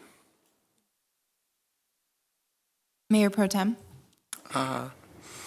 Thank you, Justin. I thought that was a really good overview and placing in context a conversation that far too often has been focused solely on CVAP and the iHub. What I find myself thinking as I was listening to your presentation, reading the staff report, is this is truly a regional issue, far more than it is an issue specific to any one city in the Coachella Valley being able to make the kinds of changes that we need to be making to be more attractive for economic development in this region. What I find missing is what are the critical steps that we as a region need to be taking in the next year and in the next few years to maximize the potential that we have. Clearly, one of the places that there is potential is where people work is changing dramatically as a result of COVID, and that opportunity for individuals to live in the Coachella Valley while working in Silicon Valley exists in a way that it's never existed before. That's just one example, but what do we need to be able to maximize that potential? And I'm not sure where that discussion is taking place, at CVEP, at CVAG, in individual city council meetings, or where. And I think this is a broader question, but we need to find the forum where we as a region can identify what are the most important tangible steps for us to take moving forward. And I think you're advancing that conversation. If I could touch on that just a little bit. Every area has its strengths and weaknesses. One of the reasons I focus on an assets-based framework is because there are certain things you have and certain things you don't. Sometimes you have access to rail or water and ports or air service, and sometimes you don't. Every community has something to build on. It begs the question, what is it for us? Is it quality of life and the ability in this new Zoom economy for people to relocate, which doesn't always require a lot of infrastructure, but might require things like relatively high-speed broadband? Or is it something else? Almost everywhere where I've seen a pretty good deep dive in the economic sector to just establish what makes it tick. New information that nobody really was aware of comes to the surface. We all know the big things, right? Tourism, or a big company that's doing alternative energy or windmill generation, other things. But almost always things emerge from that you didn't know were there, that were emerging clusters that you can build on. So I think that speaks to the importance of having a good foundation that would probably start with an assessment. From my observation, the thing that is most missing, and I think it's just circumstantial, the way some communities and regions develop, is a fundamental lack of capacity. There aren't a lot of people committed to this endeavor, the kind of diversification side of economic development, away from tourism as the strength. I worked in a community establishing a new economic development program that was multi-county that had a much smaller population than the Coachella Valley, but had substantially more resources dedicated toward this kind of traditional economic development. That's just circumstantial. But when you talk about how do we answer those fundamental questions, it really speaks to one other issue, which is who's asking. And so that building that fundamental capacity that right now exists in only a few places. For an organization our size, we don't have anybody dedicated purely to economic development. Director Verada has many other hats that he wears. I have many other hats that I wear. Communities much, much smaller often have 1, 2, or 3 people dedicated just for that community. And then on the regional level, you'd see something similar.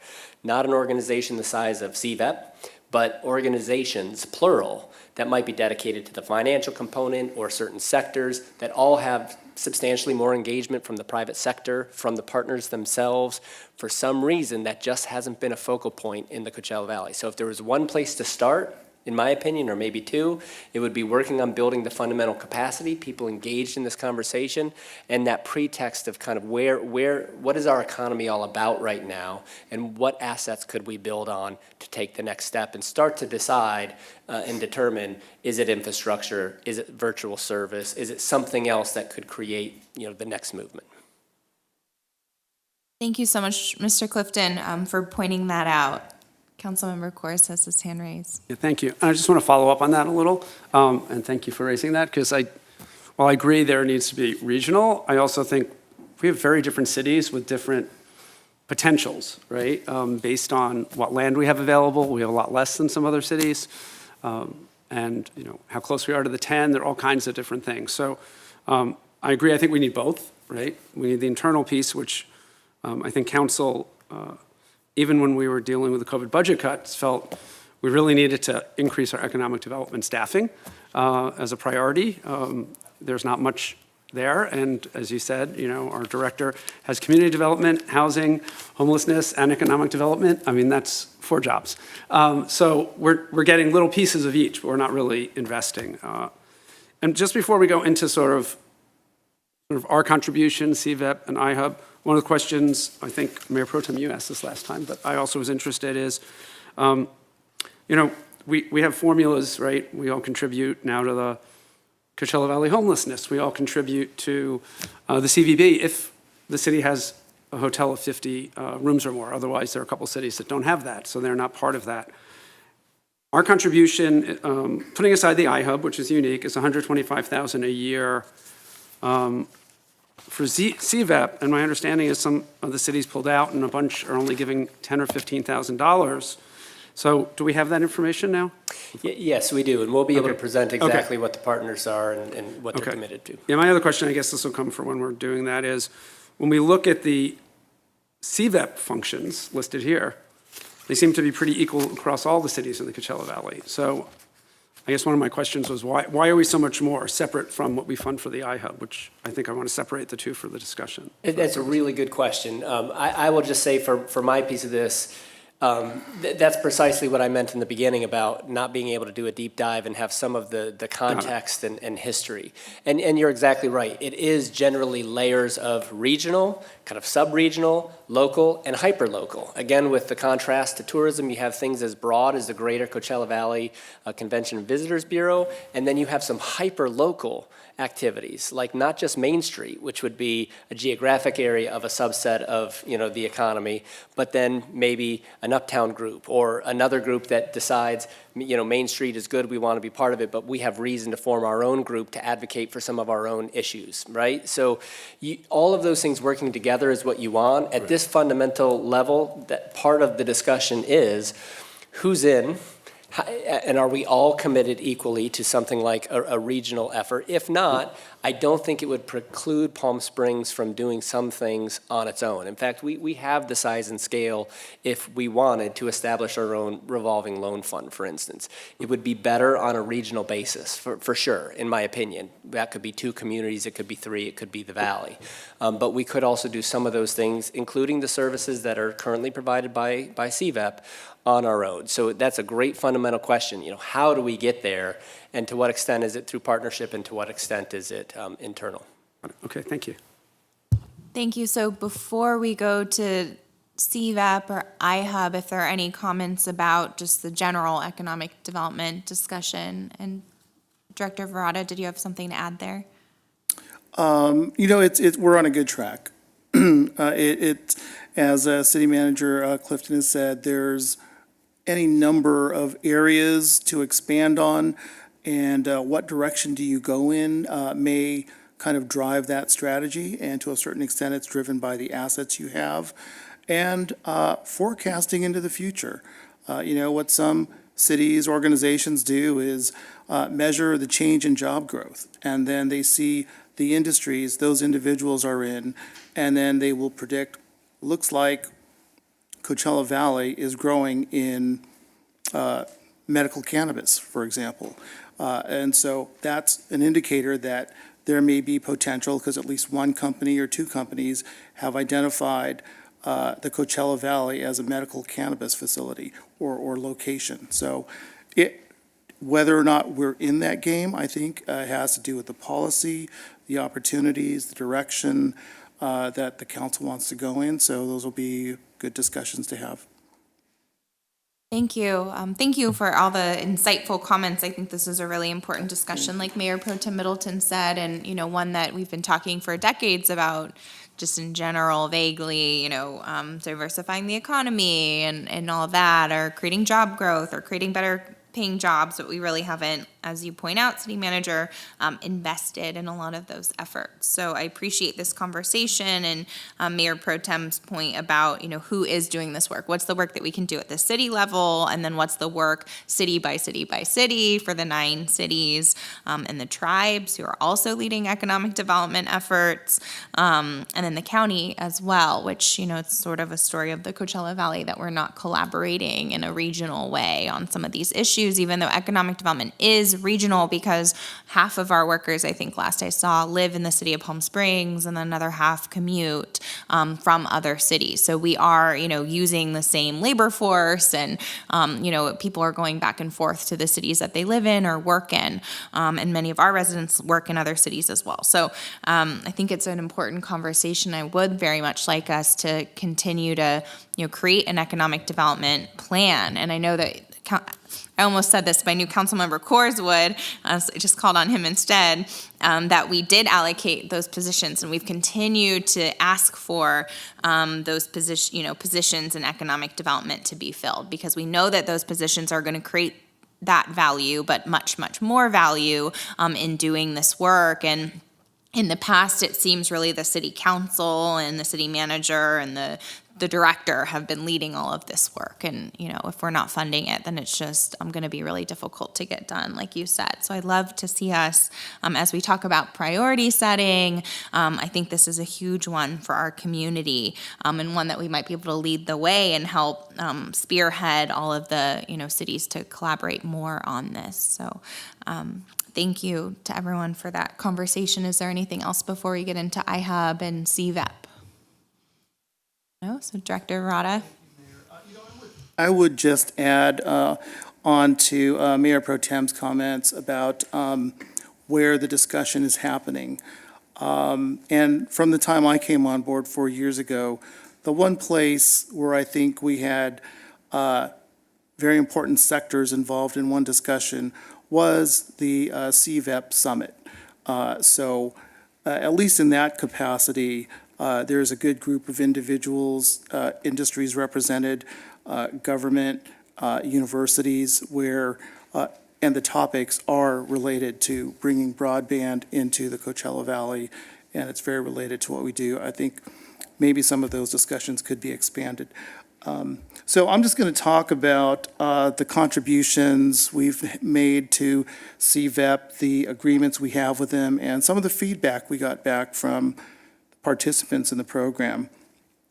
As you see on your slide, the iHub management agreement dates back to 2016, and the city has paid CVEP approximately just over $1 million under the management agreement for the CVEP iHub operations. And this is not all the cities contributed. It should be mentioned, I believe we put Measure J funds into the build out of the building, but then CVEP also contributed a fair amount of capital into the build out of the buildings that they occupy. The current agreement with CVEP to manage the iHub expires June 30th, 2023. So there's a couple more years there.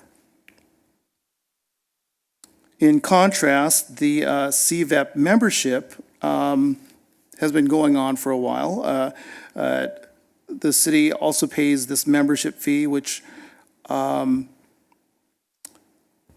totals approximately $975,000 over the years. I think the data I had only went back to 2012. So if there is a relationship, that dates back longer, that may be more. And again, the city has contributed to CVEP in other ways. This $100,000 to $125,000 contribution is an annual fee. It's ongoing. There's no expiration to it. In regards to the buildings that the city leases to CVEP, we have two leases. There's the 2901 East Alejo building, which is the incubator building, and 311 East Talkwitz, which serves as a portion of the incubator activities, but is also CVEP's headquarters in Palm Springs. So with this, I just want to note that, as you can see, the monthly rent on the Talkwitz building is $5,425, and the monthly rent on the Alejo building is $5,200. Technically, CVEP is current on both leases. I just want to mention, though, that last year, the city agreed to reduce the Talkwitz lease from $65,100 annually to $0. And in return, CVEP agreed to reduce the city's membership fee from $125,000 to $0. So sort of this mutual let's deal with COVID agreement was made, and we amended their agreement at the council level. The Alejo lease expires June 23rd, but also has 2 5-year options. And the Talkwitz lease expires July 21, but also has a 5-year option attached to it. So depending on the direction the council wants to go, this could be, the lease could expire, or there can be an additional 5-year option exercised. Looking forward, if these sources were to continue, the combined annual leases of lease income to the city from CVEP would be about $127,500.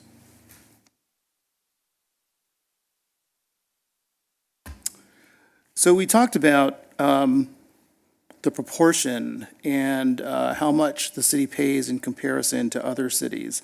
As has been noted, the annual membership fee for the city for Palm Springs has been to pay $125,000, plus $200,000 to have CVEP manage the iHub Accelerator Campus for a total of $325,000.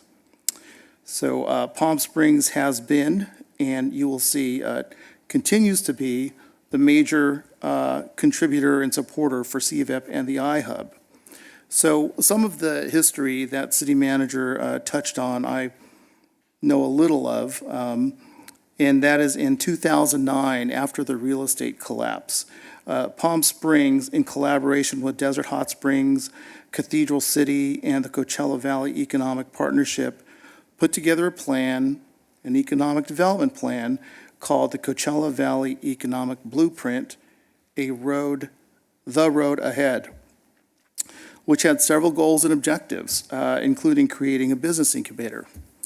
The goals also included a regionalism, economic diversification, workforce excellence, and quality of place. So I think what we're experiencing is that over the years, and we've seen, Palm Springs has maintained its level of support for these programs, being that it assisted with the initial creation of these. But as you can see, other cities have sort of fallen off from those ongoing contributions. I would also note that the city of Palm Desert, while they provide $305,000 in financial assistance to CVEP, $175,000 of that is for supporting a new CVEP iHub in Palm Desert. $50,000 is for their CVEP membership, and $80,000 is to pay for business consulting in their, I believe, at the Palm Desert iHub to be established. That's supposed to open September of this year. Palm Desert also provides free rent and utilities for the Palm Desert iHub campus. Indio open an iHub in 2020. And Indio provides $75,000 to CVEP plus free rent at their facility. So as you've touched on, each city has its own interest, and I believe they're investing accordingly with their interests, or so it would seem. The minimum CVEP membership for all cities is $10,000.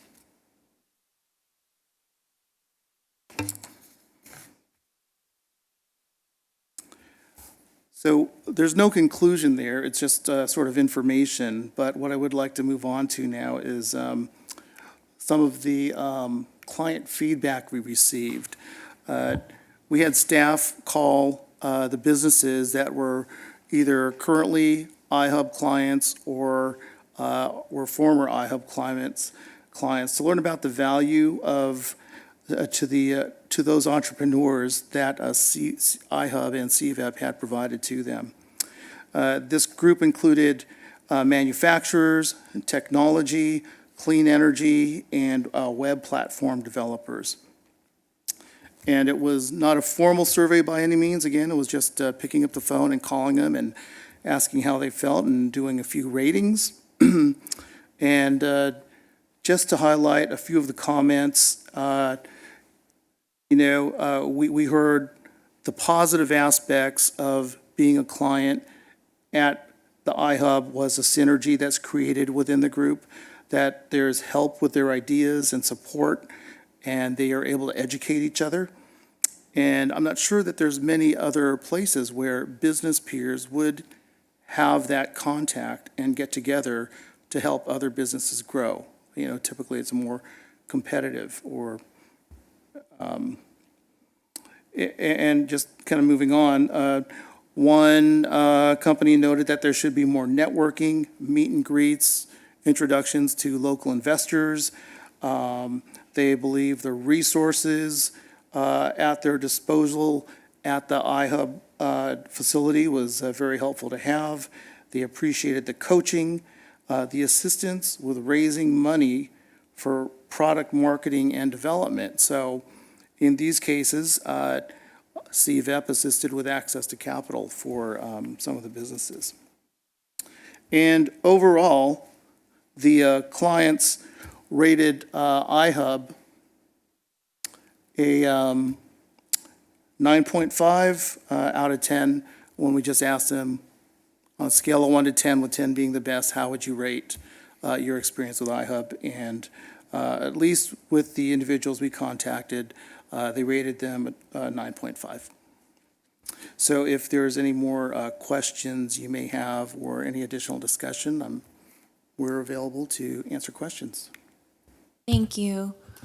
Jay, I have a question about the slide where you put all the city's investments. So I just want to make sure you don't have the city of Palm Springs there, and then you detailed a lot of different investments. So what would, just to compare apples to apples, what would be the number on that? That's total contributions, or that's the membership fee? Total contributions. Per year? Per year. So then what is the apples to apples number for the city of Palm Springs that would be up there for per year investment? $325,000. Okay, including the membership fee, the iHub, and all of the details that you listed. Yes, and I say that because in the Palm Desert case, that includes their contribution for the Palm Desert iHub.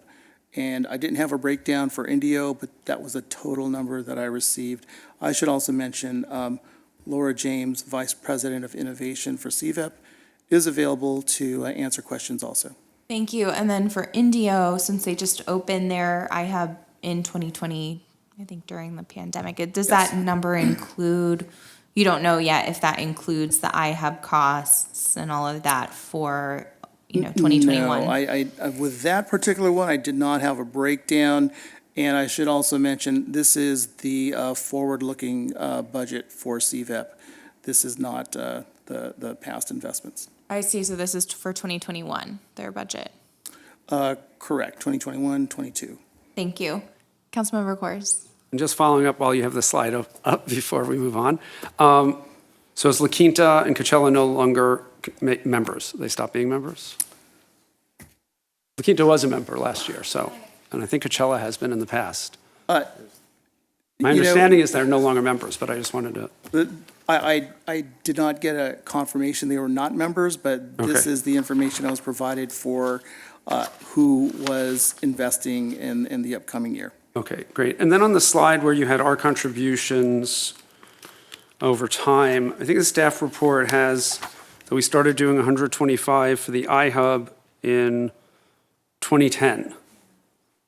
So then if we added those 5 years, year to date, or actually years to date, it would be probably 1.7 to 2 million plus 4 million that we spent building it out for them. So about 6 million, it looks like over 10 years. Yes, very, very possible. What I did is I ran accounting reports. What you had, yeah, but it looks like just from the staff report, we started in 10, 11 with Right. that. So I guess where I'm trying to get a better sense, and I know I've asked if we can get this information, and Right. maybe this is a CVEP question, but let me just put out what they are. 6 million generating 3 million in investments, but seems off to me, but as far as its return on investment amounts. But I guess, one of the things I see is 37 companies graduated, 2 or 3 jobs were created. And one of the questions I had tried to get information on was how many of those companies were created by Palm Springs residents, and how many of those companies graduated and employ people in Palm Springs, right? If our iHub is people from Banning and cities that aren't even part of CVEP, and they go back to those cities, are we getting economic development for that $6 million? Were we able to get any more information from CVEP on that? No, not on the details of where the individual businesses were located. Because for me, that's really important. If we're investing, I'd rather take that $6 million and invest in Palm Springs, residents doing Palm Springs, companies that stay in Palm Springs and hire people from Palm Springs. And nothing I've been able to find indicates that that's happening. So that was a concern, and maybe CVEP person can answer that when we get on. And then the other comment, we seem to be having the highest membership, but everything listed here, other than being at a couple of our business retention economic development meetings, I don't think they've been at most of them over the last 3 years, is valley-wide. So I'm not sure why we're paying so much more than the other cities if we're paying that much more in membership. So that's just something maybe they could answer for us. And some of the things on here just, seeking PPP loan forgiveness, and the mayor and I sort of, we hired accountants and had our staff trained to do that because there was no one doing that. And we were never told at our COVID task force meetings by CVEP that they were doing that. So that was sort of news, and sort of securing 3 million in PPE. I understood that was the county, and they just made it available for distribution. So I just want to make sure I understand this. And one of my concerns with CVEP, and look, I support regional, and I think there's been obviously it's helped the businesses in the iHub, wherever they may be or go. But I'm just worried with their current staffing, they seem to expand what they're doing without maybe the staff, like creating a new Coachella Valley Journalism Foundation and focusing on raising money for the editorial board position at Desert Sun. Really important. I'm glad someone did that. But what are the goals? And as you said, what are we measuring against? And so I find it sort of, you think of the old Wendy's commercial, where's the beef? I'm sort of missing that point, right? Or from a very famous political debate, for those of us who remember the Mondale-Gary Hart Democratic fight. That's what I'm missing here. So it's so hard to make a determination when we don't really get answers to those questions. So maybe the CVEP person will have some of those, but maybe we'll see what other council members have before we bring her on. So, or if people want to bring her on for questions. Does council want to bring her on for questions now, or do you want to discuss first?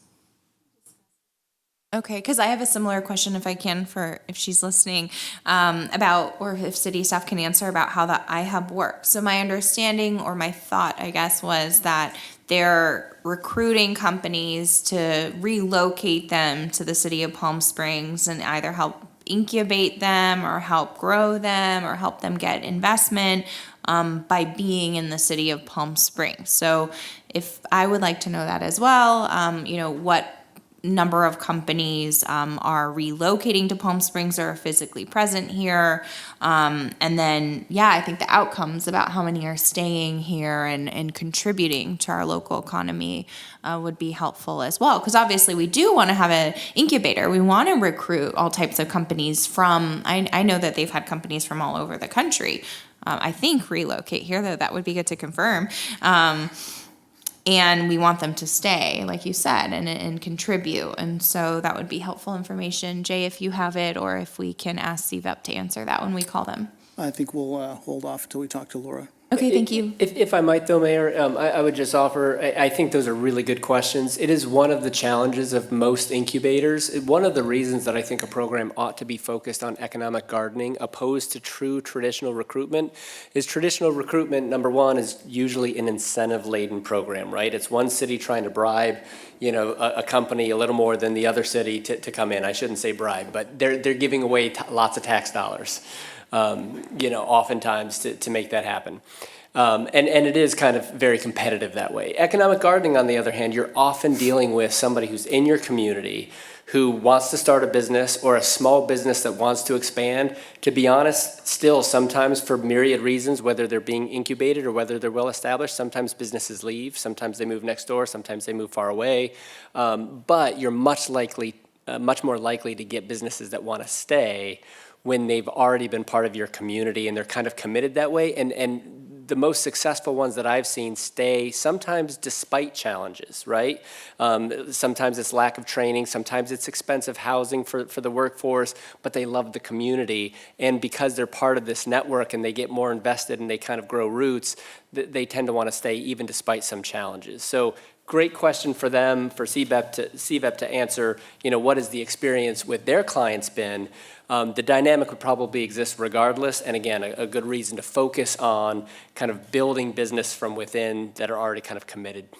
Thank you for your focus on that. I think that's what we hear from our community is there's a mismatch, right? That we have great human capital. We have great potential in our residents. They're resilient and smart and capable, but there's a mismatch in access to funding or banking or opportunity or philanthropy or investments. I mean, we're just so geographically isolated from a lot of this work, so statewide or federally. So thank you for focusing us on that, because I think that will help us as we try to work to get our residents good paying jobs and careers and starting their own companies and investing in them.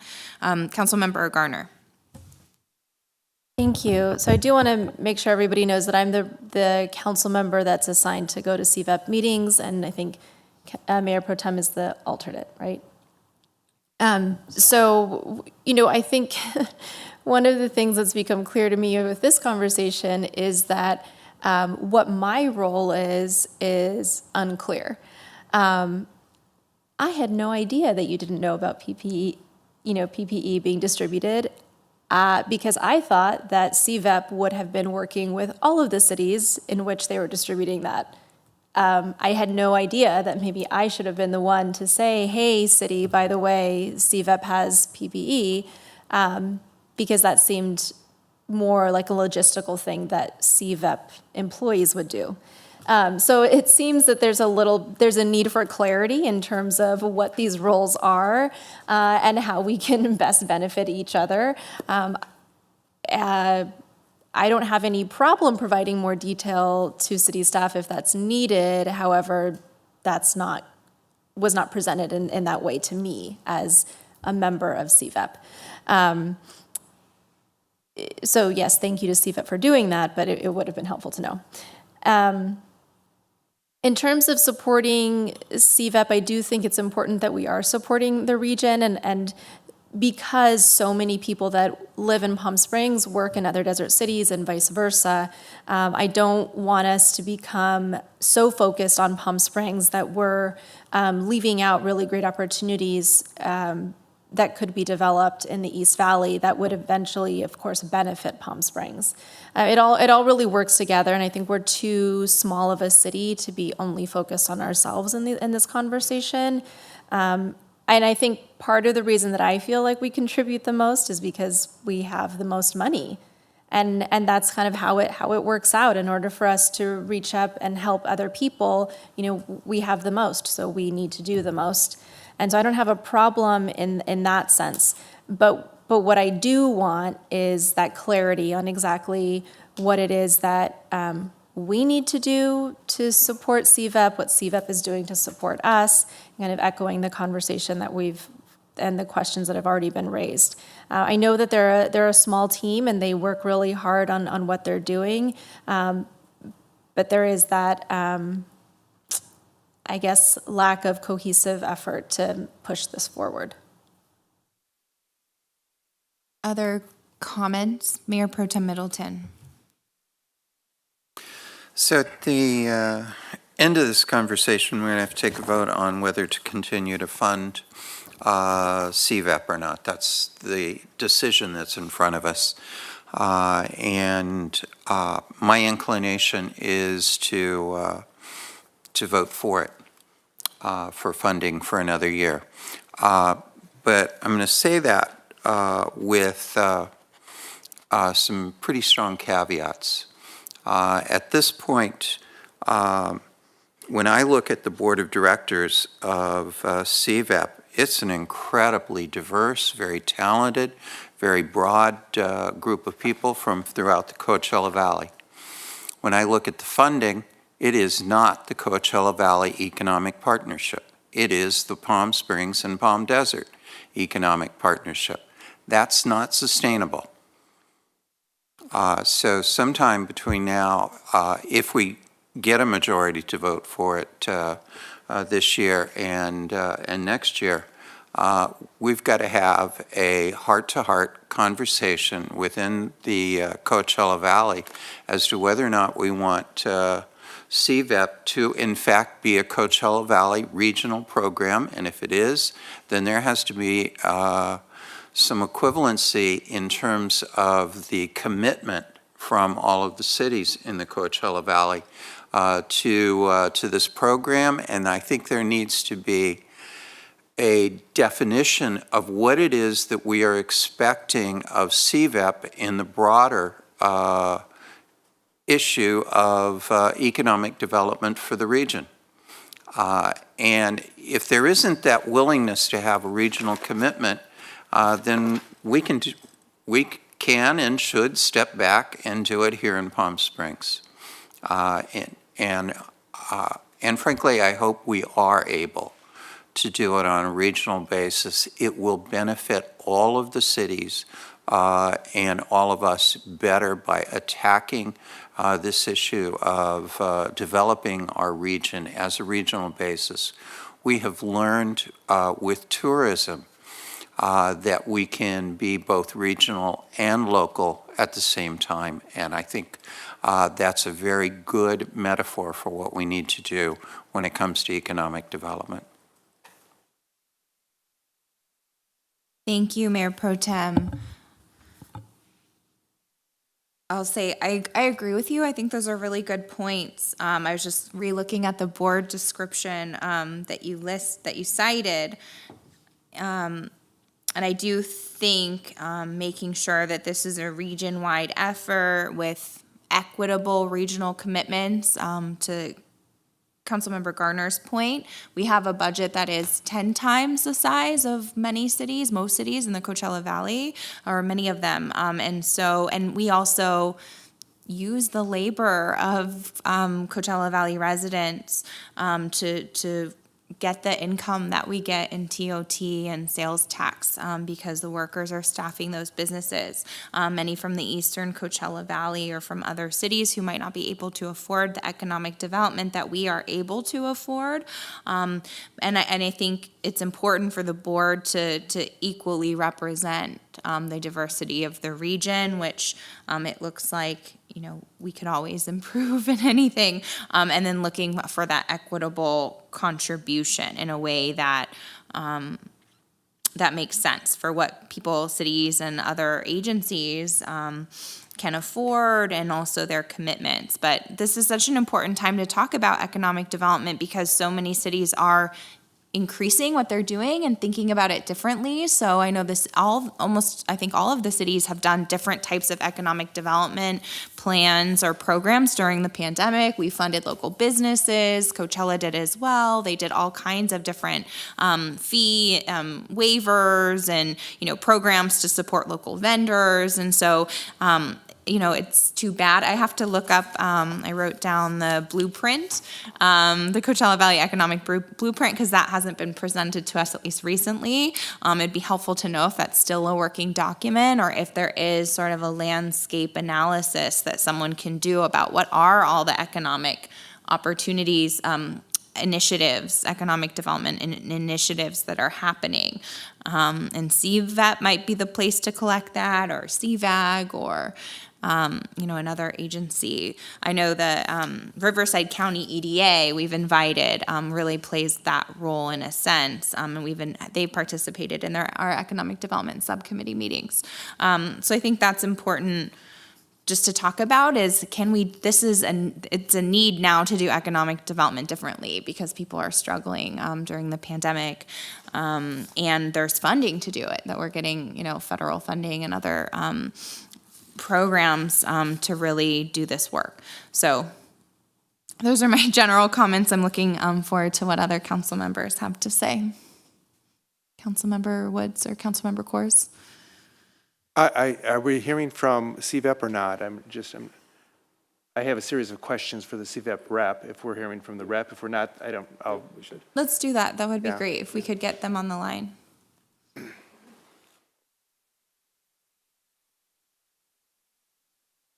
PSC TV, if we could admit Laura into the Zoom room.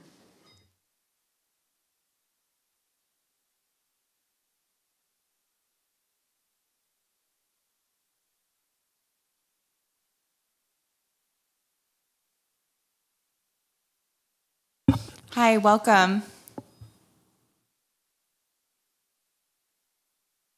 Lisa, can you hear us okay? Or Laura, I'm sorry. Yes, I can.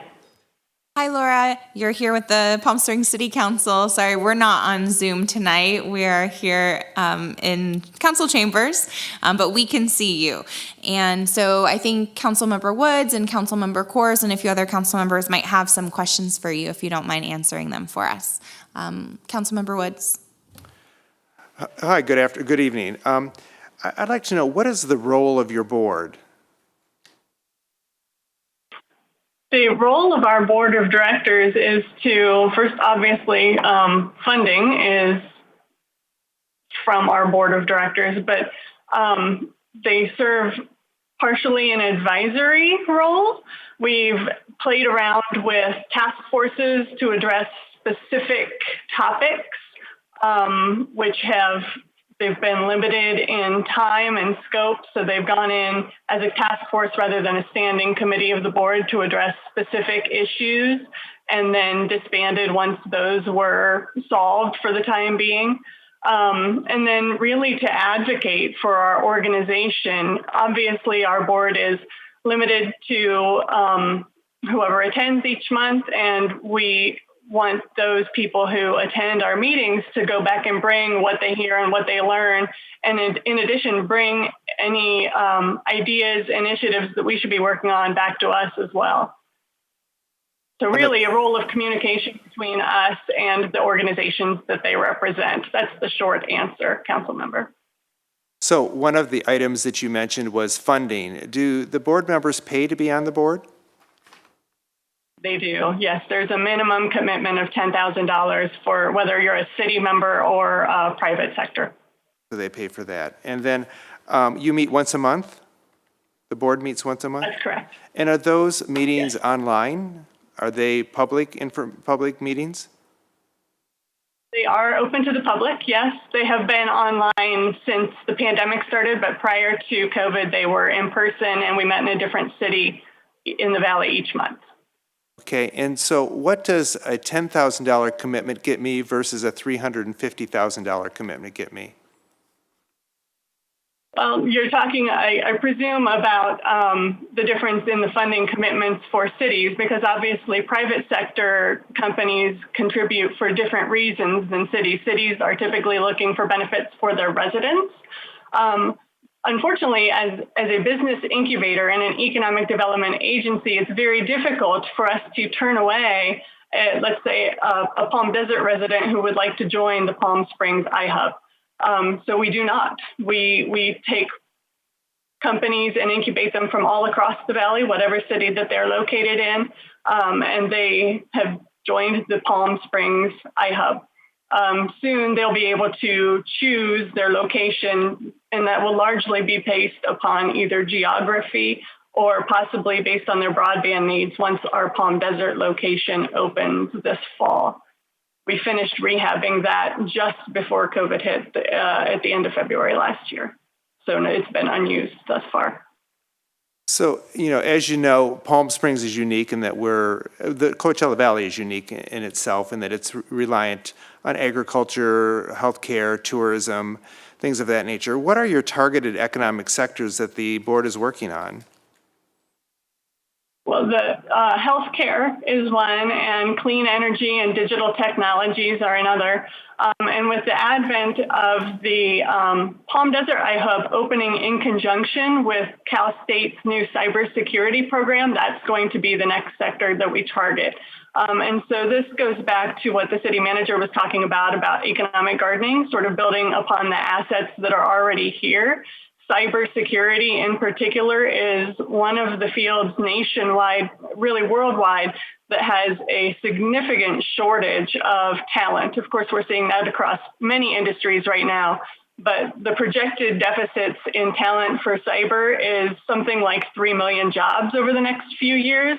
So we're going to be growing those educated individuals here, and then as we've heard from some of the other companies, once they're sort of together in a space and around other innovative people in their field, we're expecting to see some synergies and some businesses started in cybersecurity here as well. So what do you think Palm Springs' assets are to diversify its economy, and how are you helping us in that endeavor? Well, we see our assets as that when you look around in Palm Springs, you see the mid-century modern buildings, you see fashion, you see architecture. We've had a surprising number of companies come to us who are in that type of manufacturing. Now, you might not think that truck bed covers are a fashionable item, but these are very custom, very high quality and beautifully made truck bed covers. Who would have thought? We have fashion manufacturers. We had a fashion distribution company, like a Rent the Runway company, but for shoes, that were also a part of the Palm Springs iHub. They originated out of the eastern Coachella Valley, but became office residents at the Palm Springs iHub. Unfortunately, that was a business fashion rental that died during COVID, as you can imagine, because there were no more special events for people to rent fashion to wear to. Two of the examples that were given tonight were, one you just gave was the custom covers, and the other one was medical equipment. Are those actually manufactured in Palm Springs? Yes, the truck bed covers are manufactured. They're housed in Palm Springs. They're over at the Accelerator campus, so we could go over and visit their facility. The medical equipment, I don't know that I mentioned medical equipment, but we do have healthcare companies within the iHub. One is prototyping equipment that it can't be done in the Coachella Valley. The engineering that she needs is not available locally. So those are being done out of the area, but also in Southern California. And she plans to manufacture once she has a working prototype in Palm Springs. Great, thank you. That's been her plan all along. Mm-hmm. Thank you, Councilmember Kors. Thank you, and thanks for being on. And you probably heard these questions earlier, but so of the 37 companies that graduated, do you know how many of them were individuals or businesses that were in Palm Springs when they entered the iHub? I don't have that information in front of me. And some of the companies that we have are virtual. The Palm Springs iHub is in part the Palm Springs iHub because it's a naming agreement in essence. So they're not all physically located here, but all of the companies that populate, obviously, at the Accelerator campus, several of the companies that we're working with right now that are virtual are people who live in Palm Springs but are still working out of their homes. But I don't have the exact number in front of me right now. Do you know how many of the 203 jobs that were created over, I guess, the 10 years are for companies that are now in Palm Springs? I don't have that information in front of me either. I'm sorry. Okay. Yeah, it's information we've asked for. So it would just be helpful for us to know that, because we're asked that from residents who are asking why we're spending the money. So it'd be good for us to be able to at least have the answers, whatever they may be. And then I guess the question, which I think Councilmember Wood sort of asked, but let me try it this way, is, so let's just take La Quinta, which doesn't seem to be contributing, right? They're not members. So someone or business from La Quinta would have equal access to the iHub as someone from Palm Springs and get sort of all those other valley-wide benefits for $0, or Desert Hot Springs gets for $10,000. Let's take the iHub out of it for a minute, just the membership, and we're paying $125,000. Can you explain the difference in those membership fees? Because that's separate from the iHub fee. Sure, separate from the iHub. And we do small business consulting separately from the iHub as well. The iHub we reserve for very high potential companies that would produce those primary sector jobs, whereas some of the other local small business consulting that we do is for more regular retail, restaurant, things like that. And we do make that available across the Coachella Valley. We have struggled with that. Quite honestly, we've struggled with whether to go ahead and offer it to residents of cities that don't contribute. But then you have that odd mix where people who are working in La Quinta may very well live in Palm Springs or vice versa. So you get to a point where you're wondering who really you are punishing. So, we really see a leadership opportunity, like we appreciate the leadership really of Palm Springs, for investing in something that is regional. It's very hard to break down employers, residents, and employees with very clean city lines. Sure. No, I understand that. And I would look at it less as punishing than sort of supporting businesses and people in the cities that are funding you. So basically, whether we give $0 or $125,000 is basically the same benefits. I'm just trying to understand why some memberships are so low, even if and ours is $125,000. And it's just because we've been willing to pay $125,000. Yes, and of course, some cities obviously have larger budgets and more capacity to give.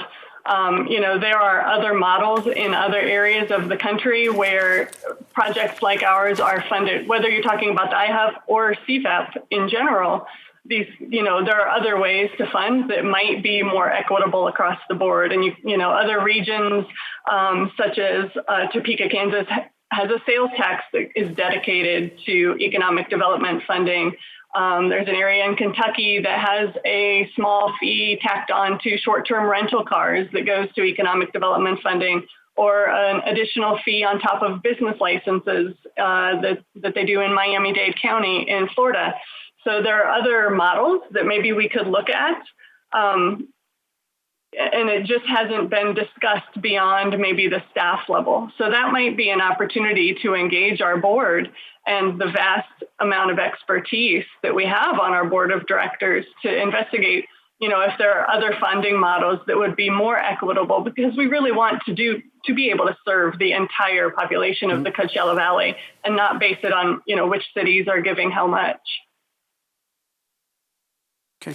I think there are all kinds of ideas, right? CVB is funded and has a JPA, and so there's more goal setting, I think, by the cities and, maybe more participation to get the kind of budget that's needed to really do that next stage economic development. So, I appreciate those answers. Thank you.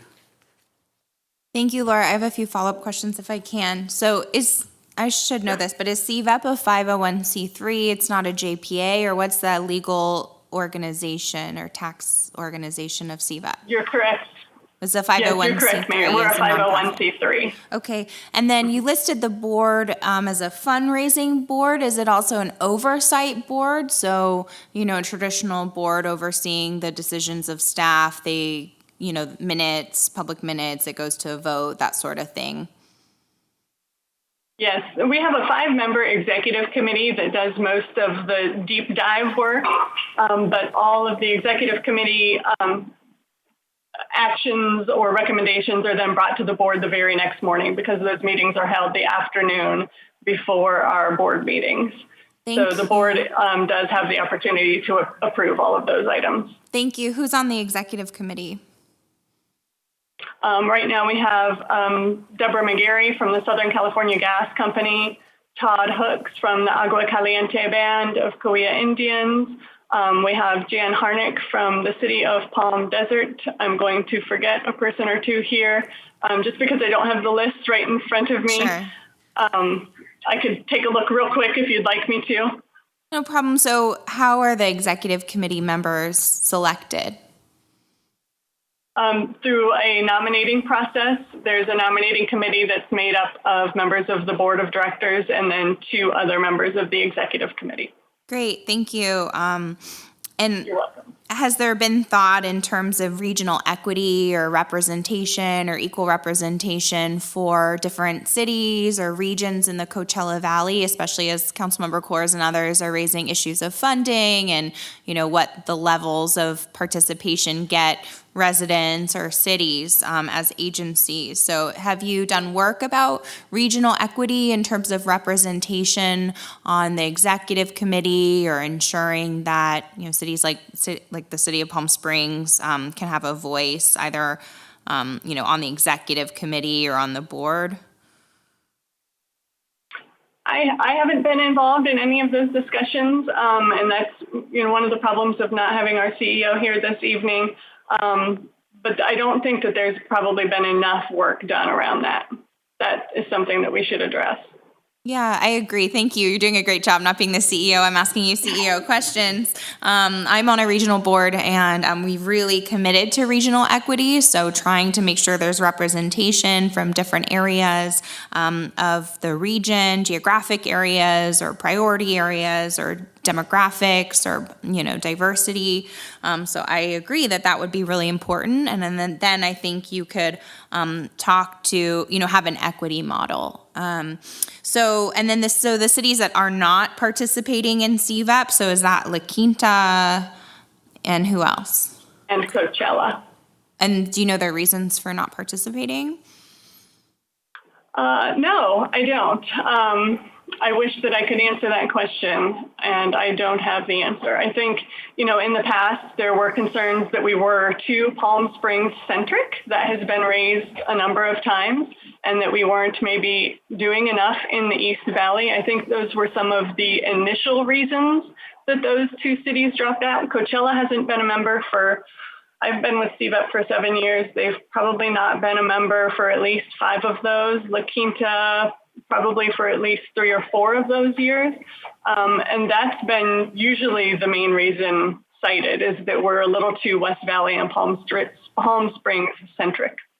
Thank you. And I have this joy chairing the Coachella Valley Association of Governments now, and also the Homeless Committee, that it's always a debate of, are we doing too much in the East Valley or too much in the West Valley, and how do we really have regional equity? And everyone wants a seat at the table, so thank you.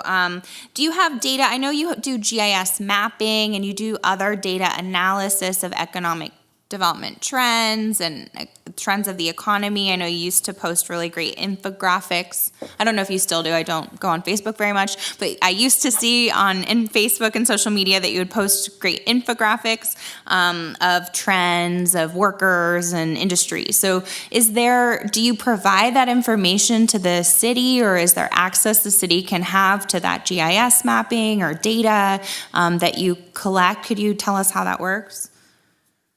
Yeah, sure. And we just recently, within the last month or 6 weeks, met with the economic development directors all across the valley to talk about what their data needs are, because we have access to some data, and we know the cities also pay separately for access to other sets of data, and then the county has yet other data that they can get. And so we're talking about, how to work together as a region so that we're not doubling our efforts or tripling our efforts and spending money with private companies to buy data, so that we can sort of collaborate on those types of things.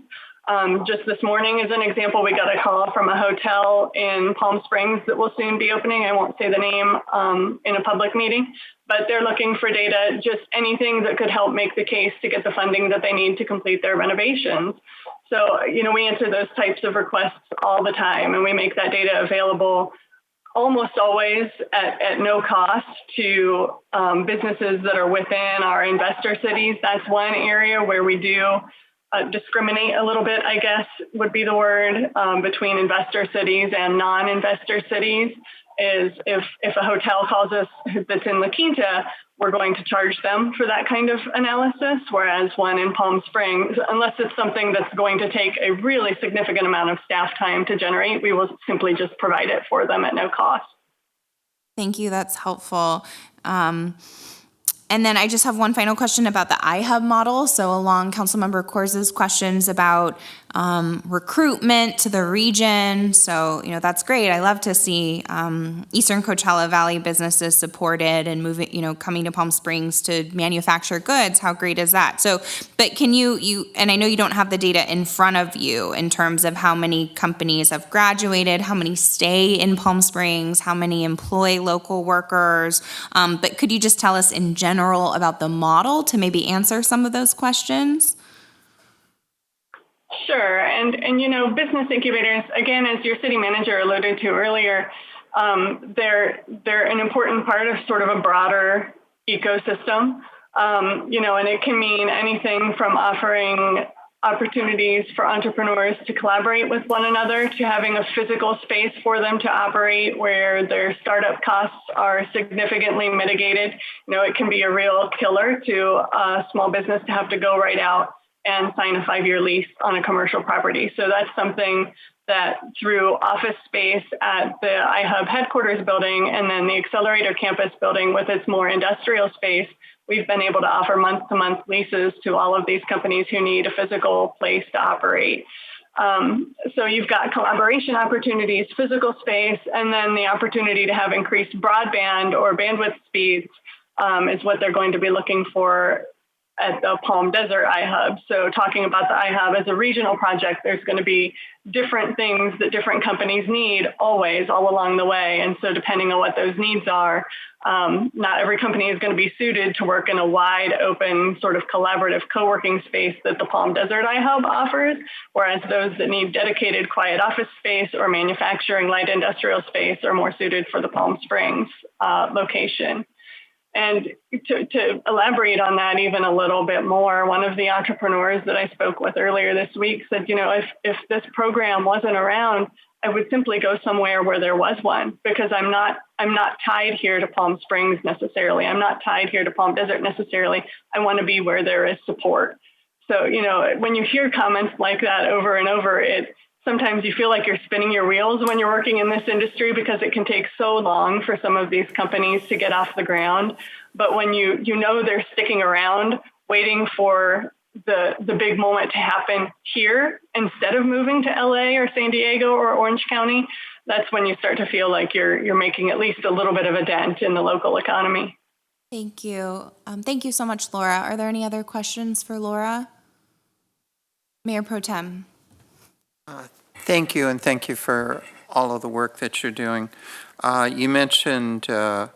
McGarry, Mr. Hooks, Ms. Harnick, 3 outstanding individuals.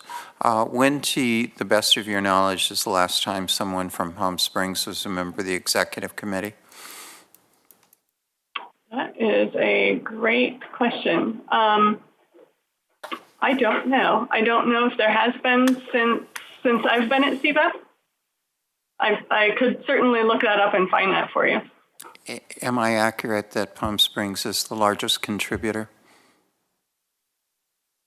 Yes, the largest municipal contributor, certainly. All right, thank you. So I don't have any more questions. I'm willing to make a motion. Thank you. Thank you so much, Laura, for your work. We appreciate your work in the city of Palm Springs, and we have no further questions for you. Thank you for being here tonight with us. Thank you so much, Mayor. Thank you. It's Mayor Pro Tem. My motion will be to approve the recommendation of staff for this year, but that during the course of this year, Palm Springs, which has tried to be a leader within this region, needs to sit down with the leadership of CVEP and make a determination as to is this in fact going to be a regional organization, in which case the funding of it has to be something that is reflective of broad regional support with a degree of equity. And if that is something that is not going to come about, then we need, with appropriate time, to step away from CVEP and make a determination as to what the future should be for Palm Springs, striking out on our own. Thank you. I might second that, but add a friendly amendment. If we can include this or just include it in direction, but ask CVEP to actively consider a funding mechanism that would be fair and equitable across the region and present that to the board for consideration. And also consider regional equity for executive board participation and membership, and a rotation, schedule in a way that ensures that there is equitable and fair leadership throughout the Coachella Valley, not just for Palm Springs, but for other cities as well. So other discussion, Councilmember Garner. Thank you. I can go ahead and start making sure that you all receive the board packets that we get as board members every month, just so you're able to see what information is provided. And for our next meeting, I'll give a more detailed report. So far, there hasn't been a lot that I felt you all needed to know, but I'm going to give a detailed report after the next meeting, just so that you can get a better sense, and you tell me if anything that I said was important for you to know, or if my thoughts that it wasn't were correct. Because I certainly do want to make sure everyone gets the information that they're looking for. Thank you. It's so hard to know. We've gone back and forth as liaisons or board members for external organizations. Like, we've tried to include them in the packet for the public and for the council, but then when is it too much? So we really just leave it to the discretion of each member for each appointment that you do. So there is a motion and a second. And then is there any further discussion? Because I think I heard alternative views from council members. Councilmember Woods. I can't support it, I'm sorry. The fact that Palm Springs is paying $350,000 and Desert Hot Springs is paying $10,000, and we have no bang for the buck, is not a service to our residents in any way, shape, or form. I think the foundational way that we approach economic development, by putting money towards CVEP at this point versus using that same amount of money in-house to generate economic development and set a foundation. I don't think we're foundationally set at this point. I think our city manager has stated very clearly he wears several hats. I think that our economic development director has stated the same thing. We need to relieve them, and we need to have a point person within this city that basically deals with economic development. We have a ton of vacancies in this city that we could fill. We have industrial areas that are completely underutilized in this city. We have a general plan update that is coming up. I might suggest that money be better spent towards doing a strategic analysis of how we need our land use to best promote business within this city and diversify the economy, versus putting money towards CVEP at this point. I think it will give us much more bang for the buck. That general plan sets a very long-term kind of goal for the city. CVEP has no goals they were able to articulate for our particular city or for the valley as a whole. I think we need distinct goals. I think the foundational information that was given by our city manager at the beginning of this presentation clearly shows that we don't have those goals. CVEP doesn't have those goals. And to throw money, this kind of money, at a program that has no results or outcomes for the city of Palm Springs and for its residents and for jobs and for diversification is not doing the job. I think we can regionally, I think if we want to participate at a $10,000 level until we get some of the stuff that the Mayor Pro Tem has discussed, I'm all for that, but I think we just saved $400,000 by by prepaying CalPERS. Now we're spending this money on this. I think we need a staff person in this city that's dedicated and can communicate directly with people like CVEP and others to promote it. So I'm sorry, I might be able to make a friendly amendment to the motion because I feel economic development is a vital part of the makeup of a municipal government, but I just can't support throwing this kind of money at CVEP at this point. Thank you so much, Councilmember Wood. So are your comments to, and remember, as you know, there are two recommendations or two items on the floor. So it would be to appropriate funding for $200,000 for the fiscal year for 2022 for CVEP's iHub in Palm Springs campus, right? And then there's the $125,000 for the budget for the annual membership fee. So are your comments for both of those together as we discuss what's on the floor?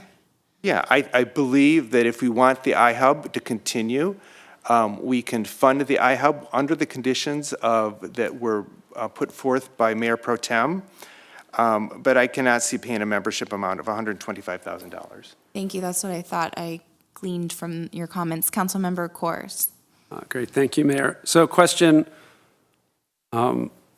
first for the motion makers and then maybe for staff. Is your motion also that would all be conditioned on only doing a 1-year lease extension, which they would have to agree to instead of a 5-year lease condition? And is that a possibility? To be honest, the way the agreements are structured is there's an appropriations clause and a termination without any clause. So yes, you can extend and then cancel at any time. And so Jay, not to put you on the spot, but we're all on the spot tonight, so it's all good. Given your economic development director, and obviously you've been at all our meetings and engaged, were you aware that our businesses had access to getting help doing PP loan forgiveness from CVEP? Yes, I was You aware. are, okay. Yes. I just want, how is your communication with them on what they're offering and how is that getting out to our businesses?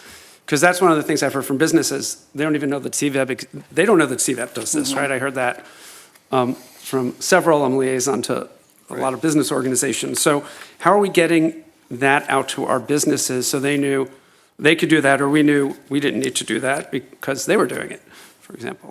You're speaking specifically about the the loan forgiveness, or that they were offering help filling out, right. which we were also doing. So, or anything, right? That right. They do all this counseling they talk about for the membership fee.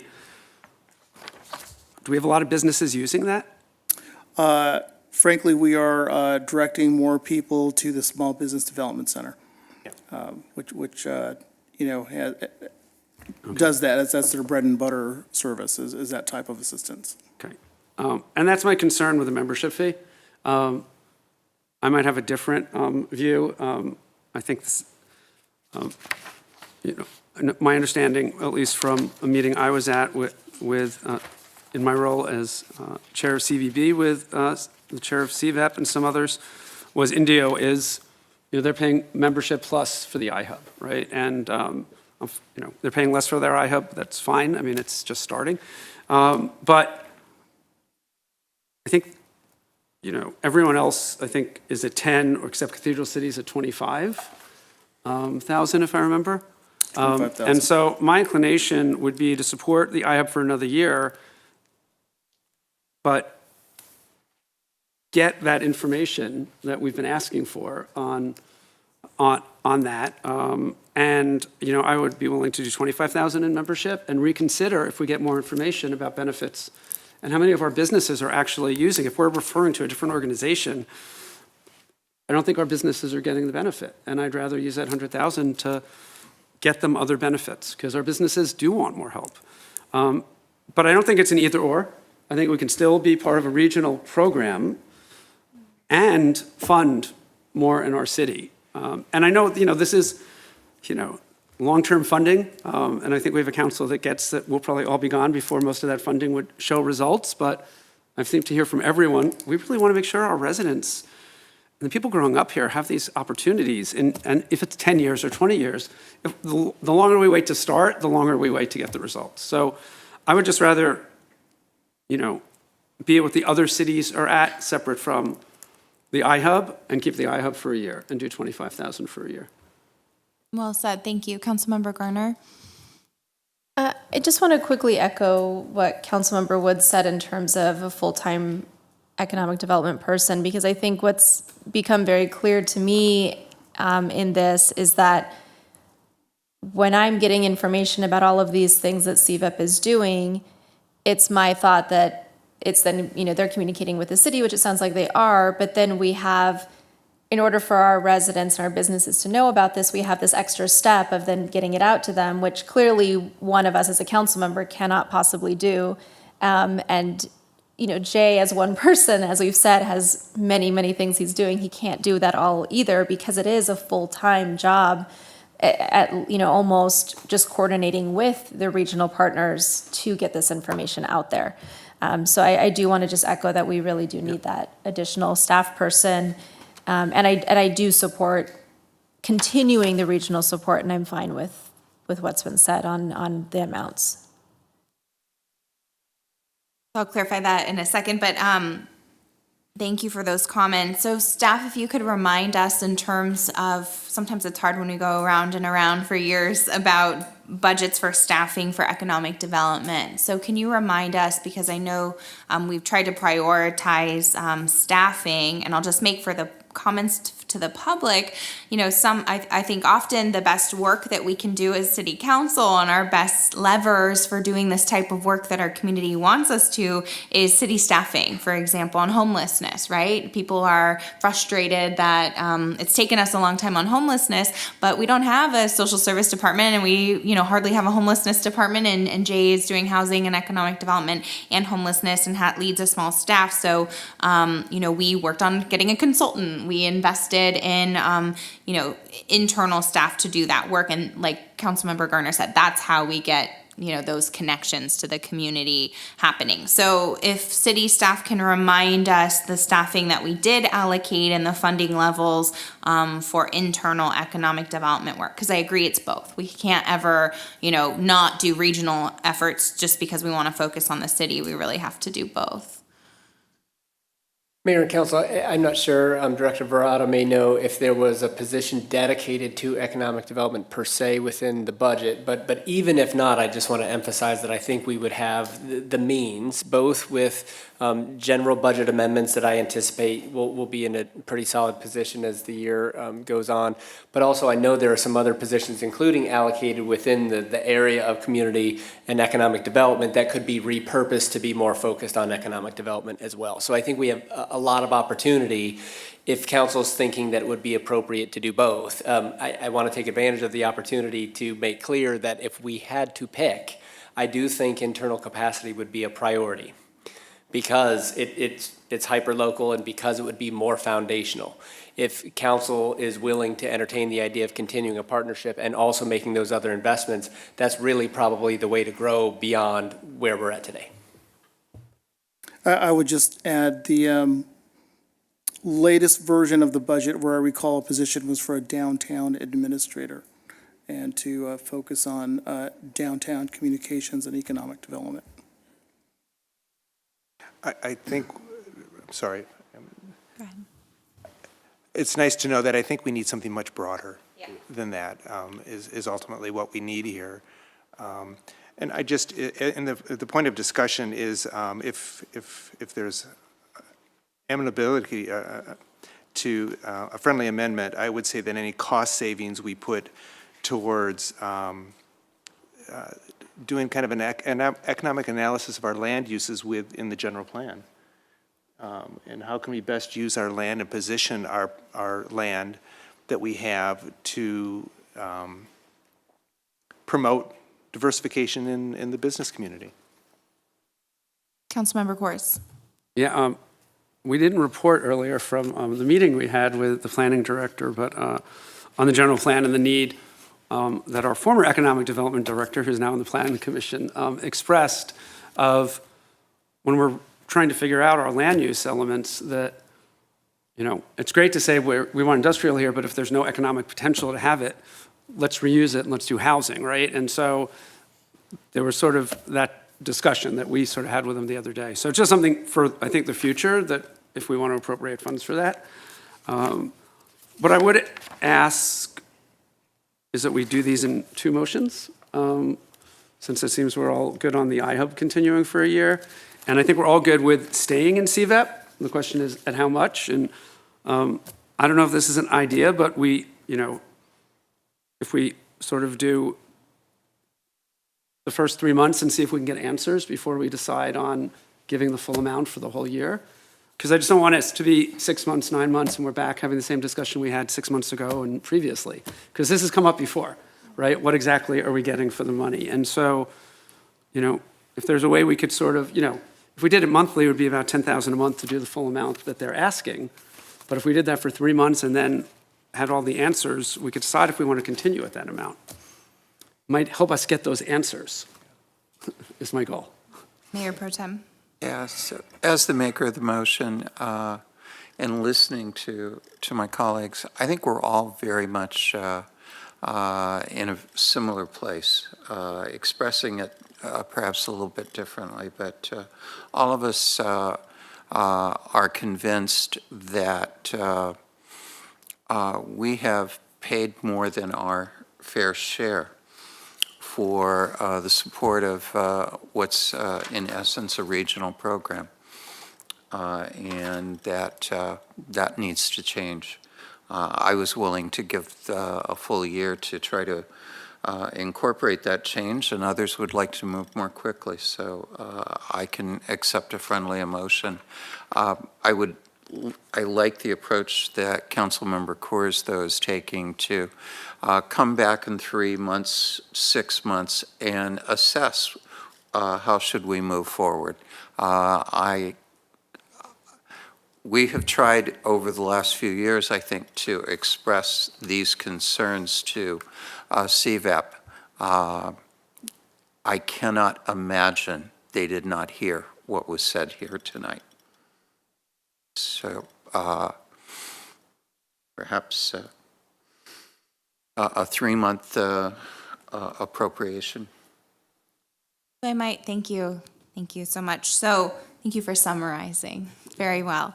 So for city staff, hearing where council is, do you have a recommendation? I know 3 months, probably, you know, we're already dark for the summer, we might not be enough time. Do you have a recommendation in terms of timing? And then I would personally like your opinion about moving forward on staffing internally. We had initially allocated a position for a deputy city manager level for economic development. And so we've always, as council, has committed to internal staffing for economic development. And frankly, I've been frustrated that we haven't had, you know, one, there was a global-wide pandemic, and so it was hard to recruit, and we had city, you know, obviously budget issues. But I would like us to see us bring back internal staffing levels if you think that we can do both, if we have the budget capacity.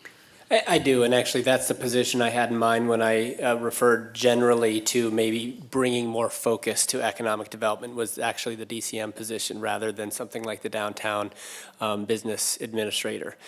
So I think we have a few opportunities to do that. And then in terms of timing, admittedly, if the goal was to either reevaluate the funding partnership and equity, or the performance of the program, or to establish something internal to kind of integrate and start to set greater expectations from the partnership, bring clarity, et cetera. Any of those, let alone all of them, are difficult in 3 months. I mean, to be honest, it takes us 3 to 6 months to hire somebody if we start today and get them on board.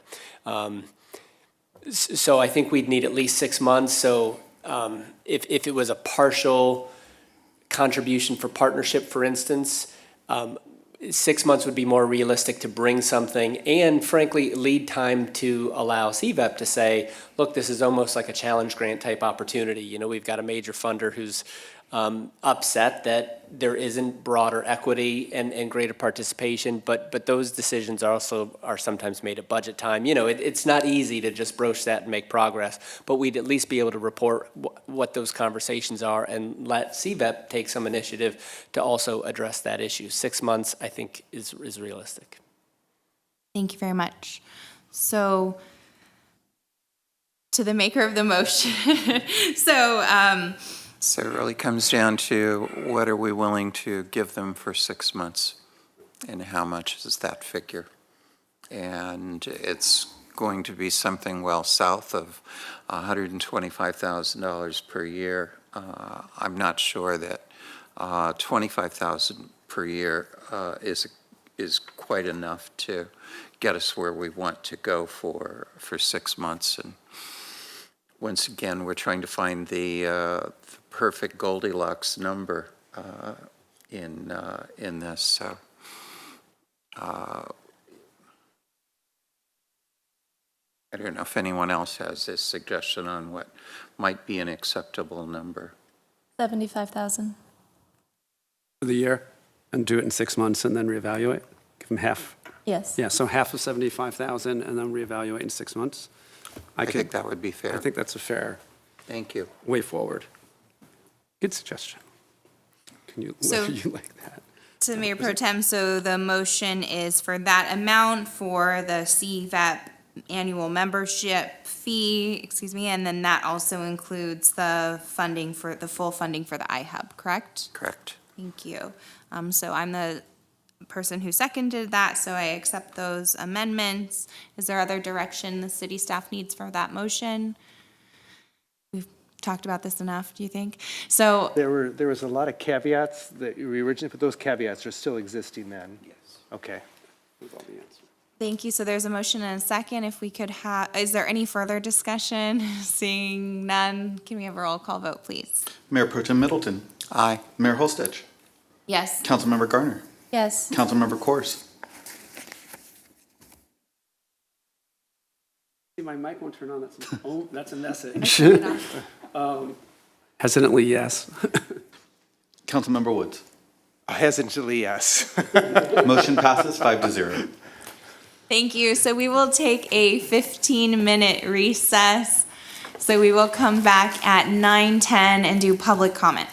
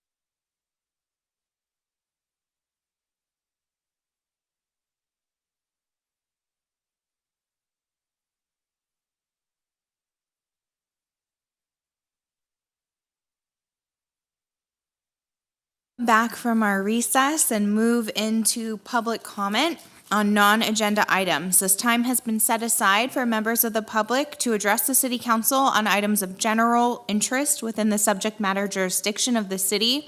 Although the city values your comments pursuant to the Brown Act, we cannot take any action on items not listed on the agenda. 2 minutes will be assigned to each speaker.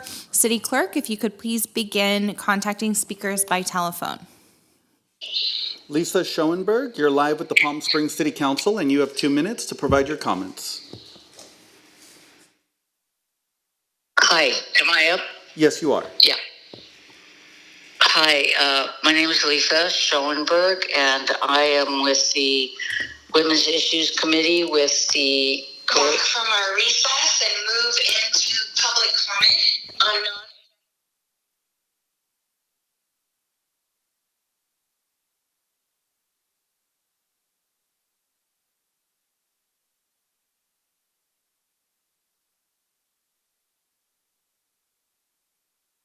So should I continue? Yes. Okay. My name is Lisa Schoenberg. I'm with the Women's Issues Committee with Courageous Resistance and Indivisible 36. And I am calling tonight to speak on the, I'm calling with the desire to be factual about Maryland and Forever Maryland. And I have a few facts to clarify. So first thing I want to say is Holstage and Coors, what they wrote about, that the famous skirt-blowing scene was an important milestone in Monroe's life, and that the scene led to Maryland, spelled incorrectly in the article, becoming confident, liberated, and independent. The success of the movie provided Maryland the power to start her own production company, end quote. Not true. But to support their statement, they refer to a book authored by Michelle Morgan, quote, The Girl, Marilyn Monroe, The 7-Year Itch, and the Birth of an Unlikely Feminist, end quote. A professional historian wrote that he hadn't read the book, but upon their recommendation, he read it. He stated the book is well researched and much more nuanced than the council member's simple interpretation. Morgan never claims that the skirt-blowing scene transformed Monroe into a strong feminist. Multiple events led up to and following the 1955 release of The 7-Year Itch did this. Quote, Gentlemen Prefer Blondes and How to Marry a Millionaire, both released in 1953 before The 7-Year Itch, cemented her status as a bona fide superstar at 27, the most popular actress in the world. I also want to refer to that it's also often been said that Marilyn lived in a Palm Springs house in Vista Las Palmas on Rose Avenue. Lisa, please wrap it up. Your time is over. That's 2 minutes already? Yes, it is. Okay, thank you. We're going to disconnect now. Thank you.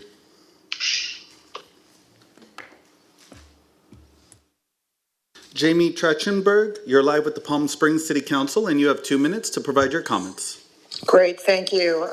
My name is Jamie Trachtenberg, and I am a citizen of Palm Springs, as well as a member of the Women's Issues Committee for the Courageous Resistance of the Desert and Indivisible 36. I'm speaking today to comment with the desire to be factual about the Marilyn Monroe statue and Forever Maryland. Mayor Holstage and Councilmember Coors wrote in their Valley Voice that Marilyn decided to leave home and create her own life, which is not correct. She did not decide to leave home. Her legal guardian at the time, Grace McKee Goddard, was whom Marilyn lived with, and was moving her family to Virginia. California child protection laws at that time prevented Goddard from taking Marilyn out of state, and rather than facing a return to foster care, Goddard negotiated a marriage to their neighbors, a 21-year-old son named James Dougherty, just after Marilyn's 16th birthday. That was how she left home. It was decided for her. Additionally, Mayor Holstage and Councilmember Coors wrote about the iconic picture of the 7-Year Itch that inspired Seward Johnson's statue of Marilyn. That stated that she brought her own personal photographer to capture that image. That is not correct.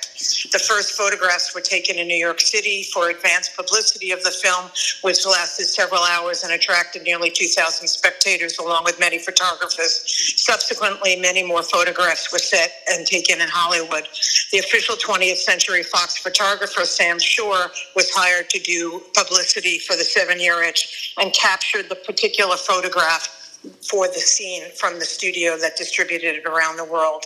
That is the famous image that is sometimes attributed to Bernard of Hollywood. So hundreds of photographs of Marilyn had close relationship over many years, but that particular iconic image was taken by Sam Shore. In fact, when Bernard's daughter published a book about her father's work, Sam Shore sued her and St. Martin's Press for $4 million when some of his photographs were taken for the Jamie, filming. your time is over.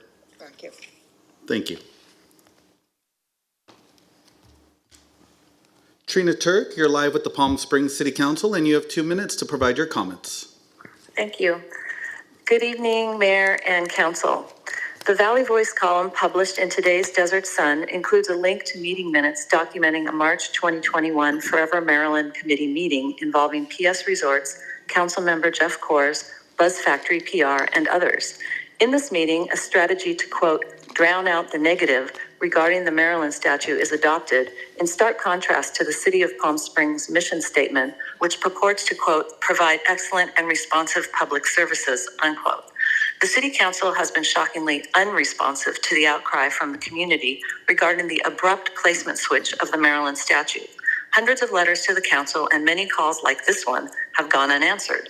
This is not responsive government. The city and PS Resorts have now embarked on a disinformation campaign to, quote, drown out the negative, unquote, as planned, including advertising in the Desert Sun, on local television, and promoting a questionable survey of residents. It's an attempt to change the narrative when headlines around the world are focused on the statute's divisive nature and dubious content. Here are a few examples. CNN, sexist Marilyn Monroe statue installed in Palm Springs amid widespread opposition. The Economic Times from India, a monumental frock-up. International Business Times, Forever Maryland or hashtag #MeTooMaryland. Monroe sculpture stirs up commotion in Palm Springs. The Independent from the UK, blatantly sexist Marilyn Monroe statue installed in Palm Springs despite opposition. Rather than trying to work out a solution to a problem they created by switching the statue's placement, PS Resorts and the City Council continue to make saccharine statements about how the statue brings smiles and makes everybody happy. Over 41,000 Me Too Maryland petition signers are not smiling. 345 donors to Committee to Relocate Maryland are not happy. This is oblivious, not responsive government. We implore our City Council to address the issues around the statue and its placement with an in-person town hall meeting to give everyone pro and con an opportunity to engage directly with the council. All we ask is for it to be moved off of Museum Way in accordance with the 2016 downtown plan. Thank you. Thank you.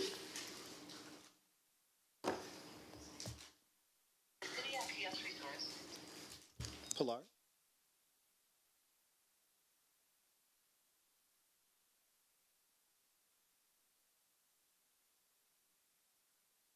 Pilar Amaral, you're live with the Palm Springs City Council, and you have 2 minutes to provide your comments.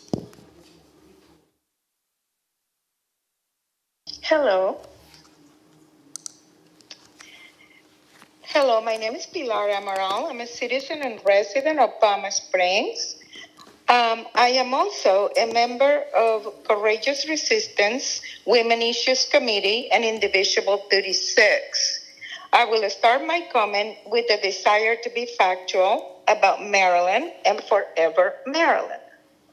In the film and the iconic photograph, there is no view of Marilyn's underwear at all.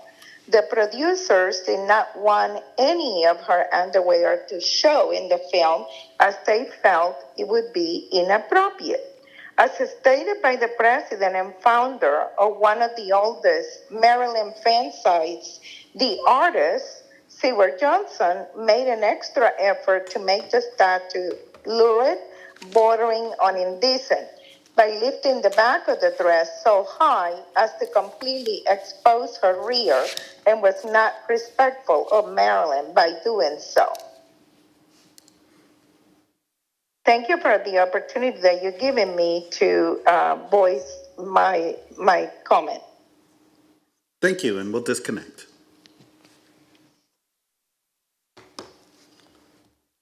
Julie Rogers, you're live with the Palm Springs City Council, and you have 2 minutes to provide your comments.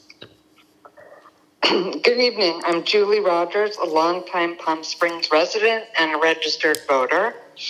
I wish to state tonight that the council failed to follow the legal process in regard to the closure of Museum Way to accommodate the Marilyn Monroe statue.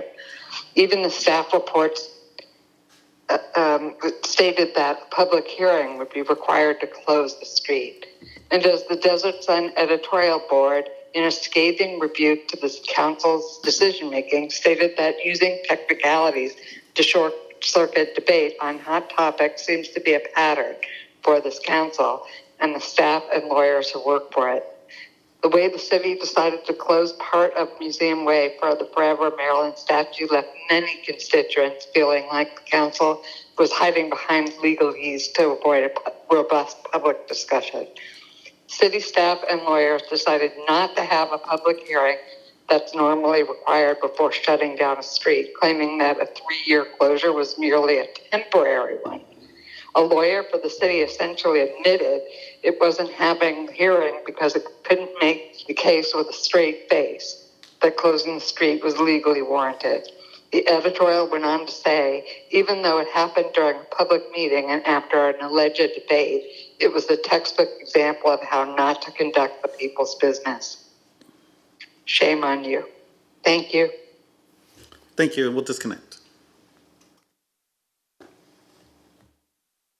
Lois Graziano, you're live with the Palm Springs City Council, and you have 2 minutes to provide your comments.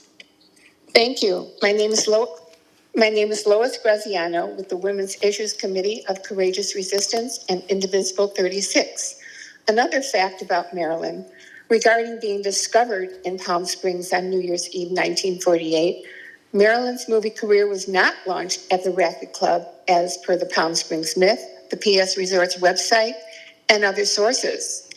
From IMBD, Maryland was already under contract with 20th Century Fox and appeared in Dangerous Years, 1947, The Shocking Miss Pilgrim, 1947, Scooter-Hoo, Scooter-Hey, and The Green Grass of Wyoming in 1948. Fox dropped her contract in 1948, and she headlined in the film Ladies of the Chorus, 1948, for Columbia Pictures.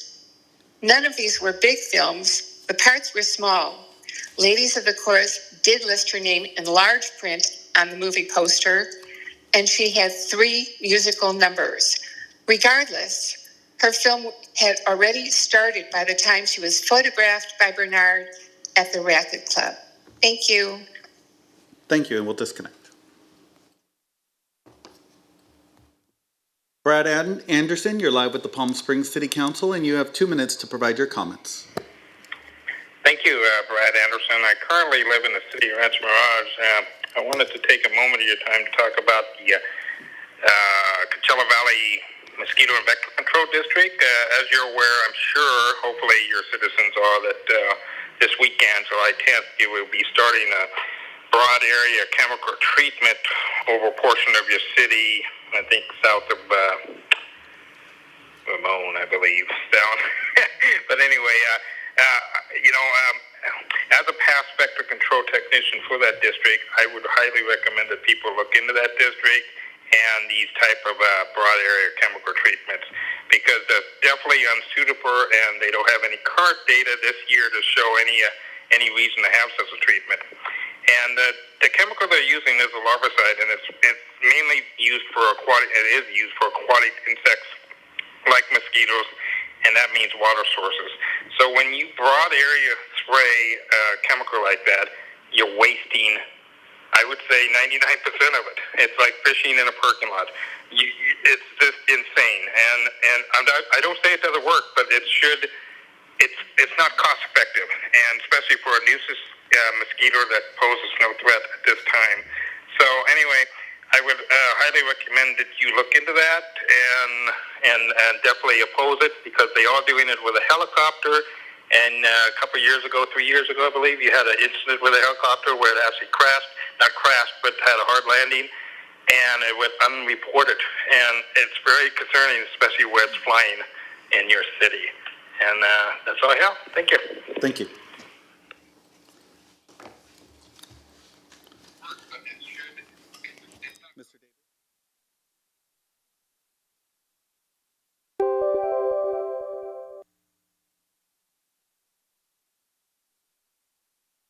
Mark Davis, you're live with the Palm Springs City Council, and you have 2 minutes to provide your comments.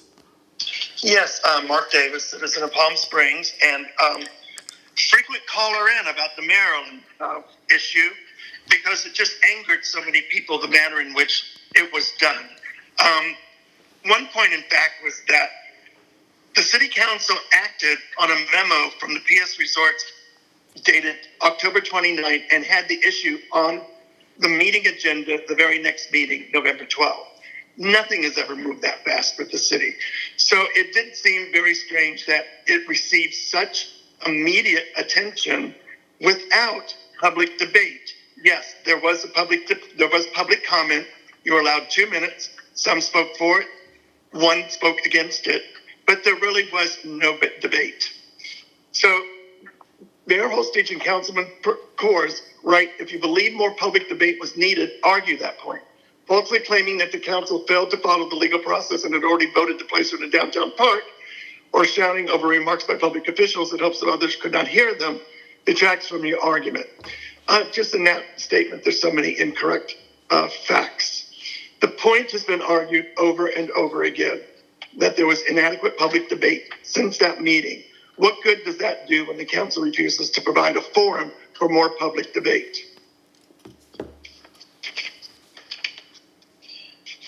And as for saying it was false that the city council voted to place her in the new downtown park, Holstage and Coors didn't do the research or willfully ignored the history of Maryland and the park. She's been a part of the downtown park plans and in every rendering of the park since 2015. During the planning process with the design of the park, the community participated in that, presentations, listening sessions, and they all agreed on the placement of Maryland. It was a happy compromise for those who liked it and for those who did not like it. Of the current council, members Middleton, Coors, and Holstage are all on public record supporting Maryland to be in the park, and some were even on subcommittees that guided the plans for Mr. the park. Davis, your time is over. As well, PS Resorts is on record wanting and supporting the placement in the park. Mr. Davis, this is your second warning, and we will disconnect. Madam Mayor, that concludes public comment. Thank you so much.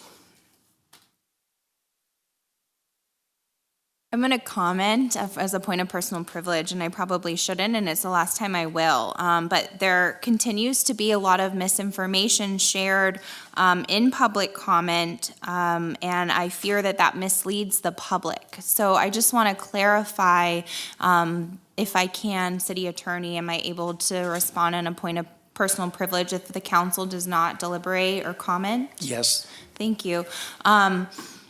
I was on the Downtown Park Subcommittee. The Maryland statue was never confirmed to be in the park. In my understanding of the approvals, it was always listed as a possible park art piece.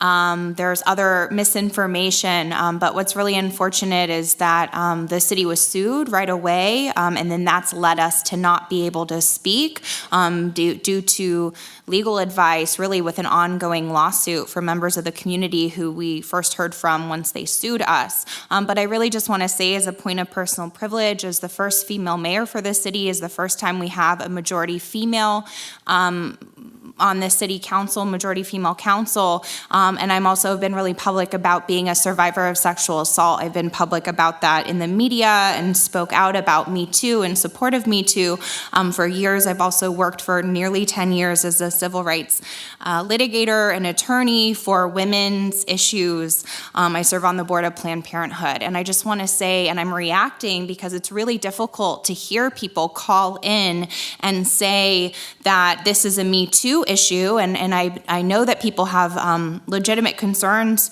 about that, but really to co-opt the Me Too movement to call in and say that it's offensive to sexual assault survivors like myself, Me Too survivors like myself, but it's okay 50 feet away or 500 feet away or in any other location. I think the signs for the few protesters that were there at the unveiling said anywhere but here. Me Too Maryland, anywhere but here. And it's just for all of us who are listening, who are truly sexual assault survivors and have been engaged in the Me Too work even before Me Too and have dedicated our careers for women's equality and equality for survivors, it's incredibly offensive and it's triggering. And to have us sit here every single time and have to listen to that, please bring your valid conversations about Me Too. That's the point of the conversation, is to have a community conversation about Me Too and how women were treated in the 50s and the 60s and still now, and how discrimination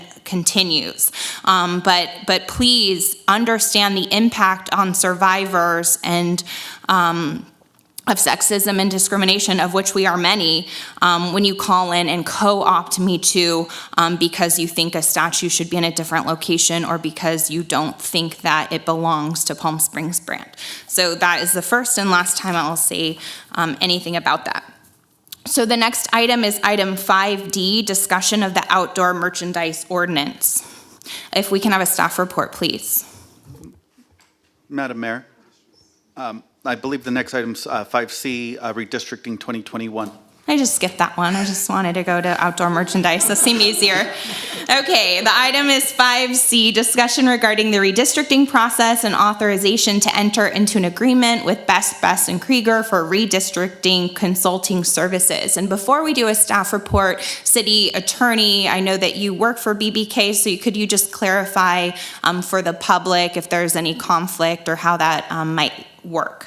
Yes, thank you, Mayor. As a matter of fact, yes, if the council has any questions about that portion of this agenda item, specifically the contract, I would prefer to step down to the podium and make it clear to the public that I'm acting not in my official capacity, but instead on behalf of the firm. So thank you. Thank you. And the city contracted with BBK before for our redistricting or districting services, correct? Correct. Thank you. And there's no legal conflict? Correct. Thank you. If we could have a staff report, please. Madam Mayor and City Council, we will be covering redistricting. So with the background, cities with district-based elections are required to update their district boundaries every 10 years following the census. When we established our districts in 2018, that was done with the 2010 federal census, followed by the American survey that's done each year. But ultimately, we are now at 2020 with the new federal census data coming out October 31st, once the state repopulates prison populations and then sends those demographic data to the cities. We will need to proceed with redistricting again. Under the redistricting, this can be accomplished in the following 4 ways. It can be a council-driven process, advisory redistricting commission, independent redistricting commission, or a hybrid redistricting commission, and I'll review each of those. Under a council-driven process, the City Council will perform all of the public outreach with staff and consultants and will ultimately select the final map. The City Council is required under state law to hold at least 4 public hearings, which must include at least 1 public hearing before any maps are drawn, at least 2 public hearings after the maps are provided, and then at least 1 hearing or workshop held on a Saturday, Sunday, or after 6 p.m. on a weekday. Under an advisory redistricting commission, the City Council would establish the commission, define the role, and appoint its members. And the advisory commission can be assigned to conduct the first public hearing, which is the pre-map public hearing.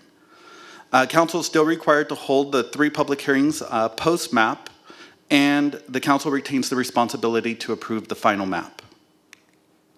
Under an independent redistricting commission, state law has established parameters, role, and authority for the commission. The council could establish the methodology for making appointments. However, an independent selection panel, such as retired judges, or a random drawing process must be used to select the members. The commission would then conduct all of the public hearings independently, and they would approve the final district map. Under a hybrid commission, again, state law establishes the parameters, role, and authority. Council would establish the methodology for making the appointments, and an independent selection panel or random drawing would be used to select the members. They would conduct all of the public hearings, but ultimately they would be required to submit at least 2 or more maps to the City Council, and the City Council has the authority to select the final map, but without modification as presented by the Commission. Staff's recommendation is for Council to determine whether to proceed with the Council-driven process or one of the commissions. Or alternatively, if you are interested, I can provide you more information. You could authorize the city clerk to form a citizens working group to assist with public outreach. And then I'm asking for you to review and confirm the schedule of public hearings and workshops, which is outlined in the staff report. And then finally, to approve a professional services agreement with Best and Krieger for redistricting consulting services. And if you have additional questions about the criteria for the independent or hybrid committees, I can go further into those details. And that concludes my presentation. Thank you so much, City Clerk. Are there any questions or comments from council members? Councilmember Coors. Start with a couple of questions. So one is, we would hire a demographer as well, correct?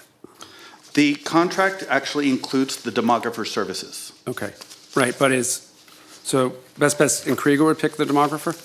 Best and Krieger's redistricting program includes the demographer services. Got it, okay. And the second question, just so I understand it, and there are 6 workshops recommended, 4 in English, 2 in Spanish. The 4 in English are all in District 1, and the 2 in Spanish are in District 3. So one, if we're going to do them, I think we should do them in 1 in each district probably, and I would think, from my recollection, at least from the last census and the data we had, was District 1 has the most Spanish-speaking residents. So I would like to see maybe a reevaluation of how we do that. I think if we want to get as much input as possible, I would suggest we do 1 workshop in each district, and then in English, and then figure out if we should do 2 or 3 in Spanish and where makes the most sense for folks. I think especially just looking at my district where I have so many renters and so many people in senior assisted living facilities who aren't going to drive at night, that might make more sense in the library to do something there in my district. And I think I can think of a place in everyone's district for at least 1 or 2 where we can have that kind of meeting. I think we get a much more representative input on maps that way. So that was my one suggestion. I have some other thoughts on the other issues, but Lisa has a lot more tabs than me, so. So hopefully you'll take care of all of it. No, who's next? I saw Councilmember Garner's hand, and then I'll go to Mayor Pro Tem Middleton. Okay, thank you. I wanted to just say that in terms of which process that we do, I think it should either be council-driven or advisory. While the independent and hybrid redistricting could be very useful for a large city, I just don't think that we have the capacity to do that here. And just for the public, what we read in our staff report is that in order for us to do a hybrid or independent commission, it requires people to meet certain standards, including that they cannot have served on a commission in the city for a number of years and cannot serve for a number of years after, which makes it very difficult when we often see many of the same people participating. And I'm just very concerned in terms of the outreach that it would take to create a hybrid or independent commission, and then just the other logistics of that. So I just wanted to be clear with the public why I don't support those. Not because it's not wonderful to have independent commissions, but just because logistically I don't think that we're at that point in Palm Springs.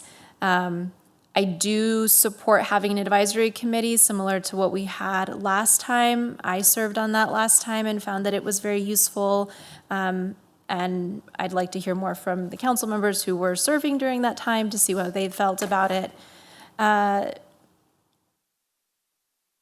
The other thing that I had is that I appreciate that there's more meetings once we have maps drawn, because what we saw last time was that we had a significant number of meetings about communities of interest, and it was very hard to truly convey to the public what communities of interest meant, and it didn't really come out until we had draft maps. So I appreciate that there's just one initial meeting before we move on to the mapping process.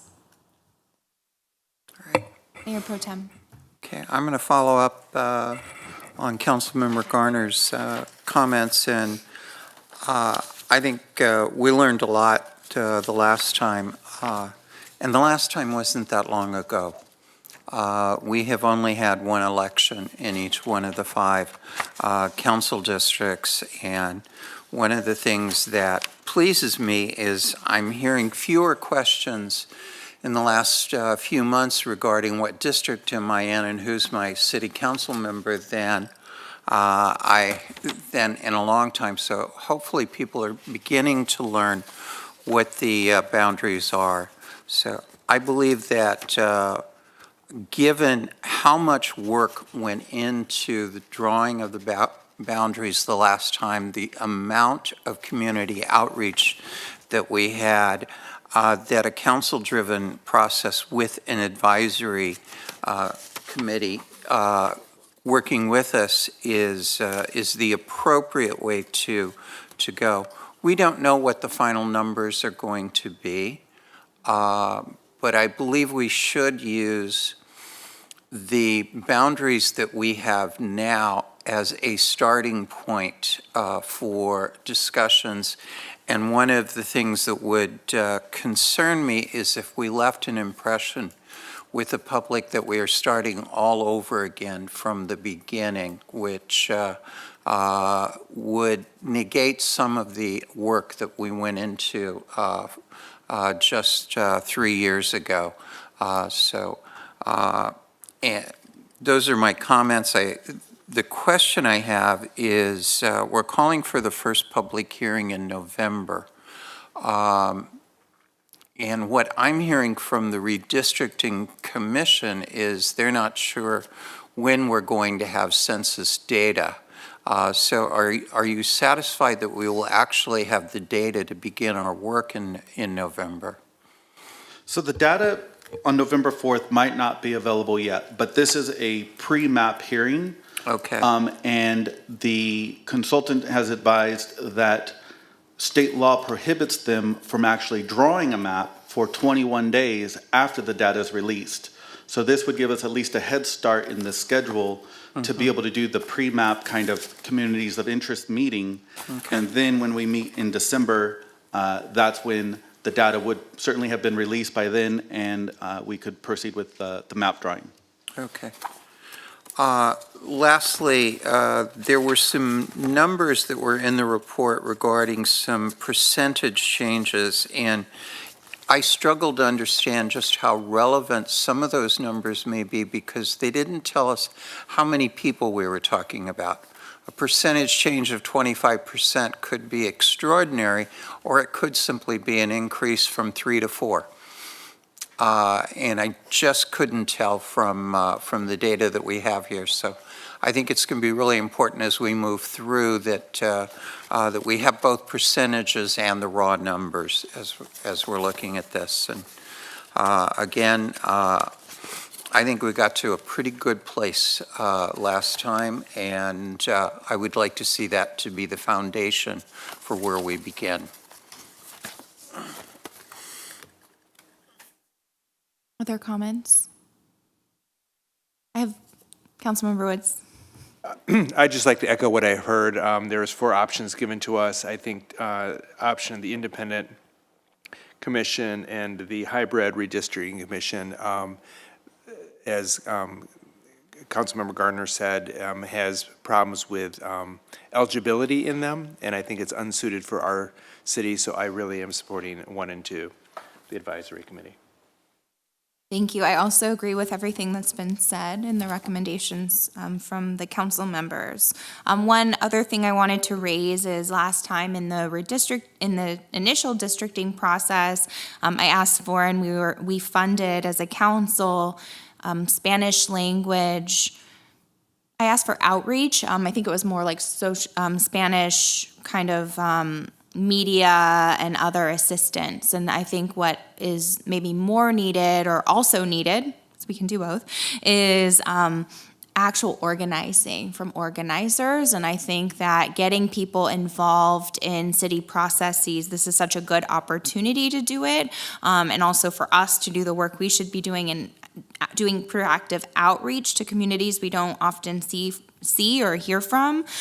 So I'd like city staff to also consider allocating funding, or if we could do that now, to include Spanish language and probably Tagalog language and other, accessible language like that we need in our city to do outreach and organizing work, like fund an organization like TODEC or another organization that's familiar with our community that would be able to go door to door to invite people to meetings, which I think is the work that it takes to overcome the historical exclusion and that's happened. So I would like us to consider that. We allocated that funding last time, and I'd like to see us do it again and maybe do it in a different way. Councilmember Kors. Yeah, and thank you for raising that. I think that's important, and I agree with that. And one of the things we did last time, and fortunately, Anthony, you were here for that, and was sort of our lead staff person, is we use this as an opportunity to actually do outreach about board and commissions and ways for people to get engaged. And the number of applications and the diversity of applications we got that following year was the best we ever had. And so we should do that every year, but let's use this opportunity again to include that as part of our mailings, the bus shelters, and our outreach at the meetings, and have that information available. And Grace went to more of those meetings than anyone, but I do think that would be a really great thing to do as well. I can just, comment on the Spanish language outreach. I think the funding is definitely needed. I know last time my mom and I went door to door so many times and did calls and organized as two people. And then I know we had other community members like Dieter Crawford came and got flyers. He doesn't speak Spanish, but he flyered. I mean, we were doing a lot of things kind of on our own to figure out how to do this outreach. And I think that's kind of and that's what we've continued to be seeing since then, is a lot of community members stepping up to make it all happen because we don't have adequate funding to do the organizing work. Because we have the Spanish language Facebook page, which is really helping, but then there's that extra step of actually allocating resources that can go door to door. In Davis, my wonderful intern, he also went door to door for the general plan, but it's the actual engaging and talking to each person that actually gets them into the door. Flyering is only so much, but it's so far kind of the extent of the resources that we've been provided. I would really like to see more robust funding there. Thank you. And I think Councilmember Garner and I bring some experience here because we did work with our census and our hard-to-reach communities. So I think we learned from that. And I think it's an opportunity to really support local organizations who are already doing that organizing work and also create opportunities because we know we need more organizing organizations who are doing this work, but there's no funding to do it. And so, they're not able to grow. So I know that Bayanihan did a really great work for CVRA with us last time. We're not funding those organizations. So I think a model where it's like community grants for people who are able to go door to door, whether it be different neighborhood organizations or different nonprofits or advocacy groups. I think that would be a really great way to also achieve our longer term goals of having organizations that are organizing Latino residents in the city of Palm Springs, for example, or organizing Spanish speakers into, city hall or city processes. So I think, we try to do a lot on our own, but we have the ability to fund it and help, have experts do that work for us and with us too. Mayor Pro Tem. Yeah, question for Anthony. We were talking about a council-driven process with an advisory. I'm not sure if we're talking advisory commission or advisory committee. A commission seems to take on some very specific legal definitions, where what we had last time was a committee that provided advice to the city council. So are you drawing a distinction between those two, and do we have the ability to have a council-driven process with a appointment of a committee that would be advisory to the council and would provide and be able to do the kind of outreach that we're looking for? So under the state law, they do set out the specific parameters for the advisory commission. I asked the city attorney, in lieu of creating a commission, would it be acceptable for them to just form a advisory committee in the sense of it assisting with outreach rather than actually conducting public hearings on behalf of the council? Yes, you could. And I generally tend to think of committees as being a subset of a legislative body, so a committee of the council or whatnot, as opposed to a commission, which is simply a separate body. Sometimes a commission can include some of that legislative body members, but I think what we're talking about here is a commission and doing the things that the city clerk has indicated as part of his staff report. So I'm not sure where everyone up here on the dais was coming, but my thought was a council-driven process with an advisory committee as opposed to a commission that would be holding public hearings. And Madam Mayor and Mayor Pro Tem, when I had suggested that perhaps the city clerk could form a citizens working group, I envisioned it to be somewhat similar to the CVRA working group, somebody like Ed Doobie, who's excellent at drawing maps and things like that. The difference being, if it was a working group, it would not be subject to the Brown Act because it wouldn't be appointed by the council.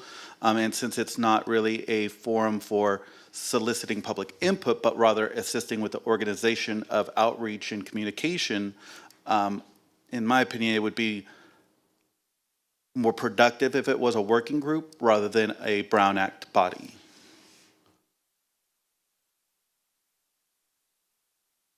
And just to add to that, because I agree with your recommendation, I know that the committee was able to have, the reason for the Brown Act, one is just to help do the work for the public listening, that we just want to have the ability to not have such formal processes. And I think the community really responded to informal opportunities to engage that don't look like this. That worked better. So I agree with your recommendation. So if we move forward on the contract, do we move forward with direction on other funding? Do you bring back recommendations? What's the best process? Certainly. So my thought would be I'll return to council with kind of an outline of how the working group might work and that appointment process. And then as far as funding, I'll work with communication staff as well as consultants to formulate more of a robust outreach plan.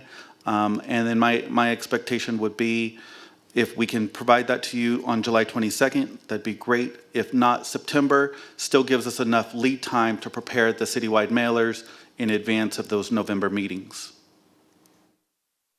That sounds good. And I would ask for you to consider like mini grants to organizations to do outreach works, existing nonprofits or existing community leaders. In addition to, I know we did a consultant last time, which was great because we expanded our Spanish access, but also thinking like local organizations I think would be helpful too. Anything else? Councilmember Garner and then Councilmember Coors. Do we need a motion for this? Yeah. Yes. Okay, yeah, I just wanted to make a motion to move forward with the council-driven process with the citizen working group. And then just to comment on that, I do want to mention that our CVRA group from last time also did a ton of that outreach in every language too. Not every language, but you know what I mean, in multiple languages. And there were a lot of other volunteers that helped. I don't want to leave anybody out. There was a ton of support, but it was just a scrappy group is what I was trying to get at. But yeah, if we can move forward, I make that motion to move forward with I'll this. second. Thank you. There's a motion made by Councilmember Garner and seconded by Councilmember Corrs. And if I could just say for your motion, I know you said a citizen advisory board, and I know you probably meant resident board because it's hard to, we always say citizen, but we mean anyone with any citizenship status can serve in the city of Palm Springs. So you do not need to be a citizen, and we definitely want to include our undocumented residents in this process. So there's a motion and a second. Can we have a roll call vote, please? Councilmember Garner. Yes. Councilmember Corrs. Yes. Councilmember Woods. Yes. Mayor Pro Tem Middleton. Aye. Mayor Holstich. Yes. Motion passes 5-0. Thank you. Now we are on item 5D, discussion of outdoor merchandise, an ordinance for outdoor merchandise. If we can have a staff report, please. Members of council, the issue of outdoor merchandise was recently discussed at a subcommittee meeting of the Business Retention and Economic Development Subcommittee back in June. The members of the subcommittee felt that it was important for the entire council to weigh in on this discussion of outdoor merchandise, and so that's why this item is before you this evening. In terms of the outdoor merchandise ordinance, and if I could have the clicker.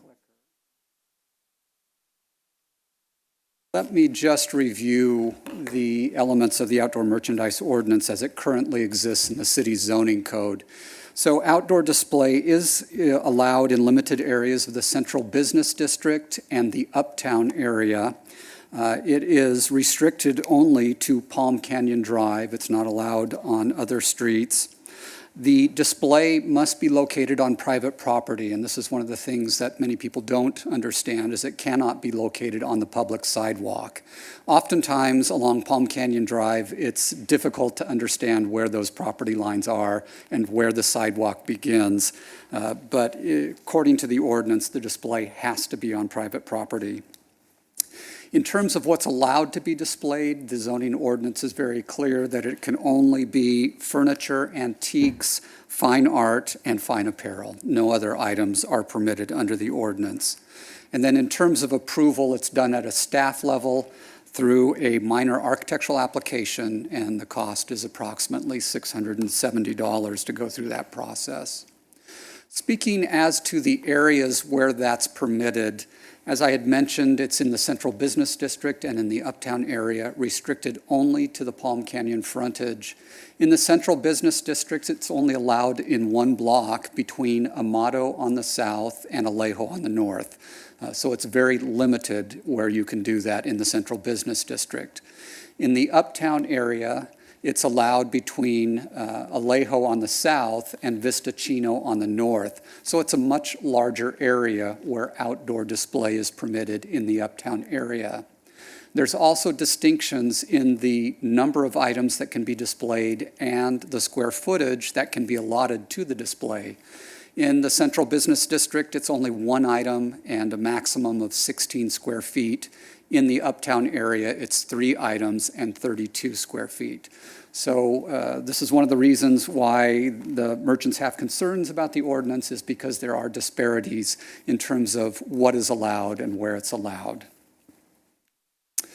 The Chamber of Commerce, following the discussion at the Business Retention Subcommittee meeting, issued a survey on the display of outdoor merchandise. There were 3 questions that were asked as part of the survey. The first was relative to, do you support allowing businesses to place merchandise on the public sidewalk? I'll just note a correction there, that it actually can't be on the public sidewalk, but the outdoor display of merchandise. They had a total of 831 respondents to this survey. Of those, 48% support the display of outdoor merchandise. 51% said no to that question. So while there was a greater number of respondents relative to not allowing it, they are fairly close in terms of the responses. The second question that was asked is, if merchandise is allowed on sidewalks, do you prefer one standard enclosed kiosk for each business or different types of displays? And so do you prefer something that's standardized or allowing a great variety of displays? Relative to that, under the standardized, 44% responded yes to that. And then under allowing different types of displays, 55% responded that that's what they wanted to see. The final question is, if merchandise is allowed, do you want it allowed along the entire length of the business? 28% said yes to that. The other part of that question is restrict it to no more than 25% of the business frontage. And the majority, 71%, supported restricting it in terms of where it was occurring. So again, that was a survey conducted by the Chamber of Commerce relative to whether or not it should be allowed and how it should be allowed. Some questions that staff has for the City Council in terms of the issue of outdoor merchandise. Number one, should the outdoor display regulations be standardized between the Central Business District and the Uptown District in terms of the number of items that are displayed and the area for that display? Secondly, the next issue is relative to should we expand this to other areas? That could be expanding it within the Central Business District, or do you want to see it allowed in other commercial districts in the city of Palm Springs? And then the final question that we have for you, are there other aspects of this ordinance that you would recommend we study? And so those are the three issues where staff is seeking direction from the City Council. In terms of the process, this is an amendment to the zoning code, so it requires the processing of a zone text amendment. As you've heard in the testimony this evening, there's interest in additional stakeholder input if you wish to go forward with these changes. And so staff would reach out to those who are interested in participating in any changes to the ordinance. It would then go forward to the Planning Commission. Planning Commission would make recommendations and then would come forward to the City Council in a public hearing. So that would be the process if you choose to pursue modifications to the outdoor merchandise ordinance. That concludes our staff report. Again, we are looking for direction from City Council on those 3 points.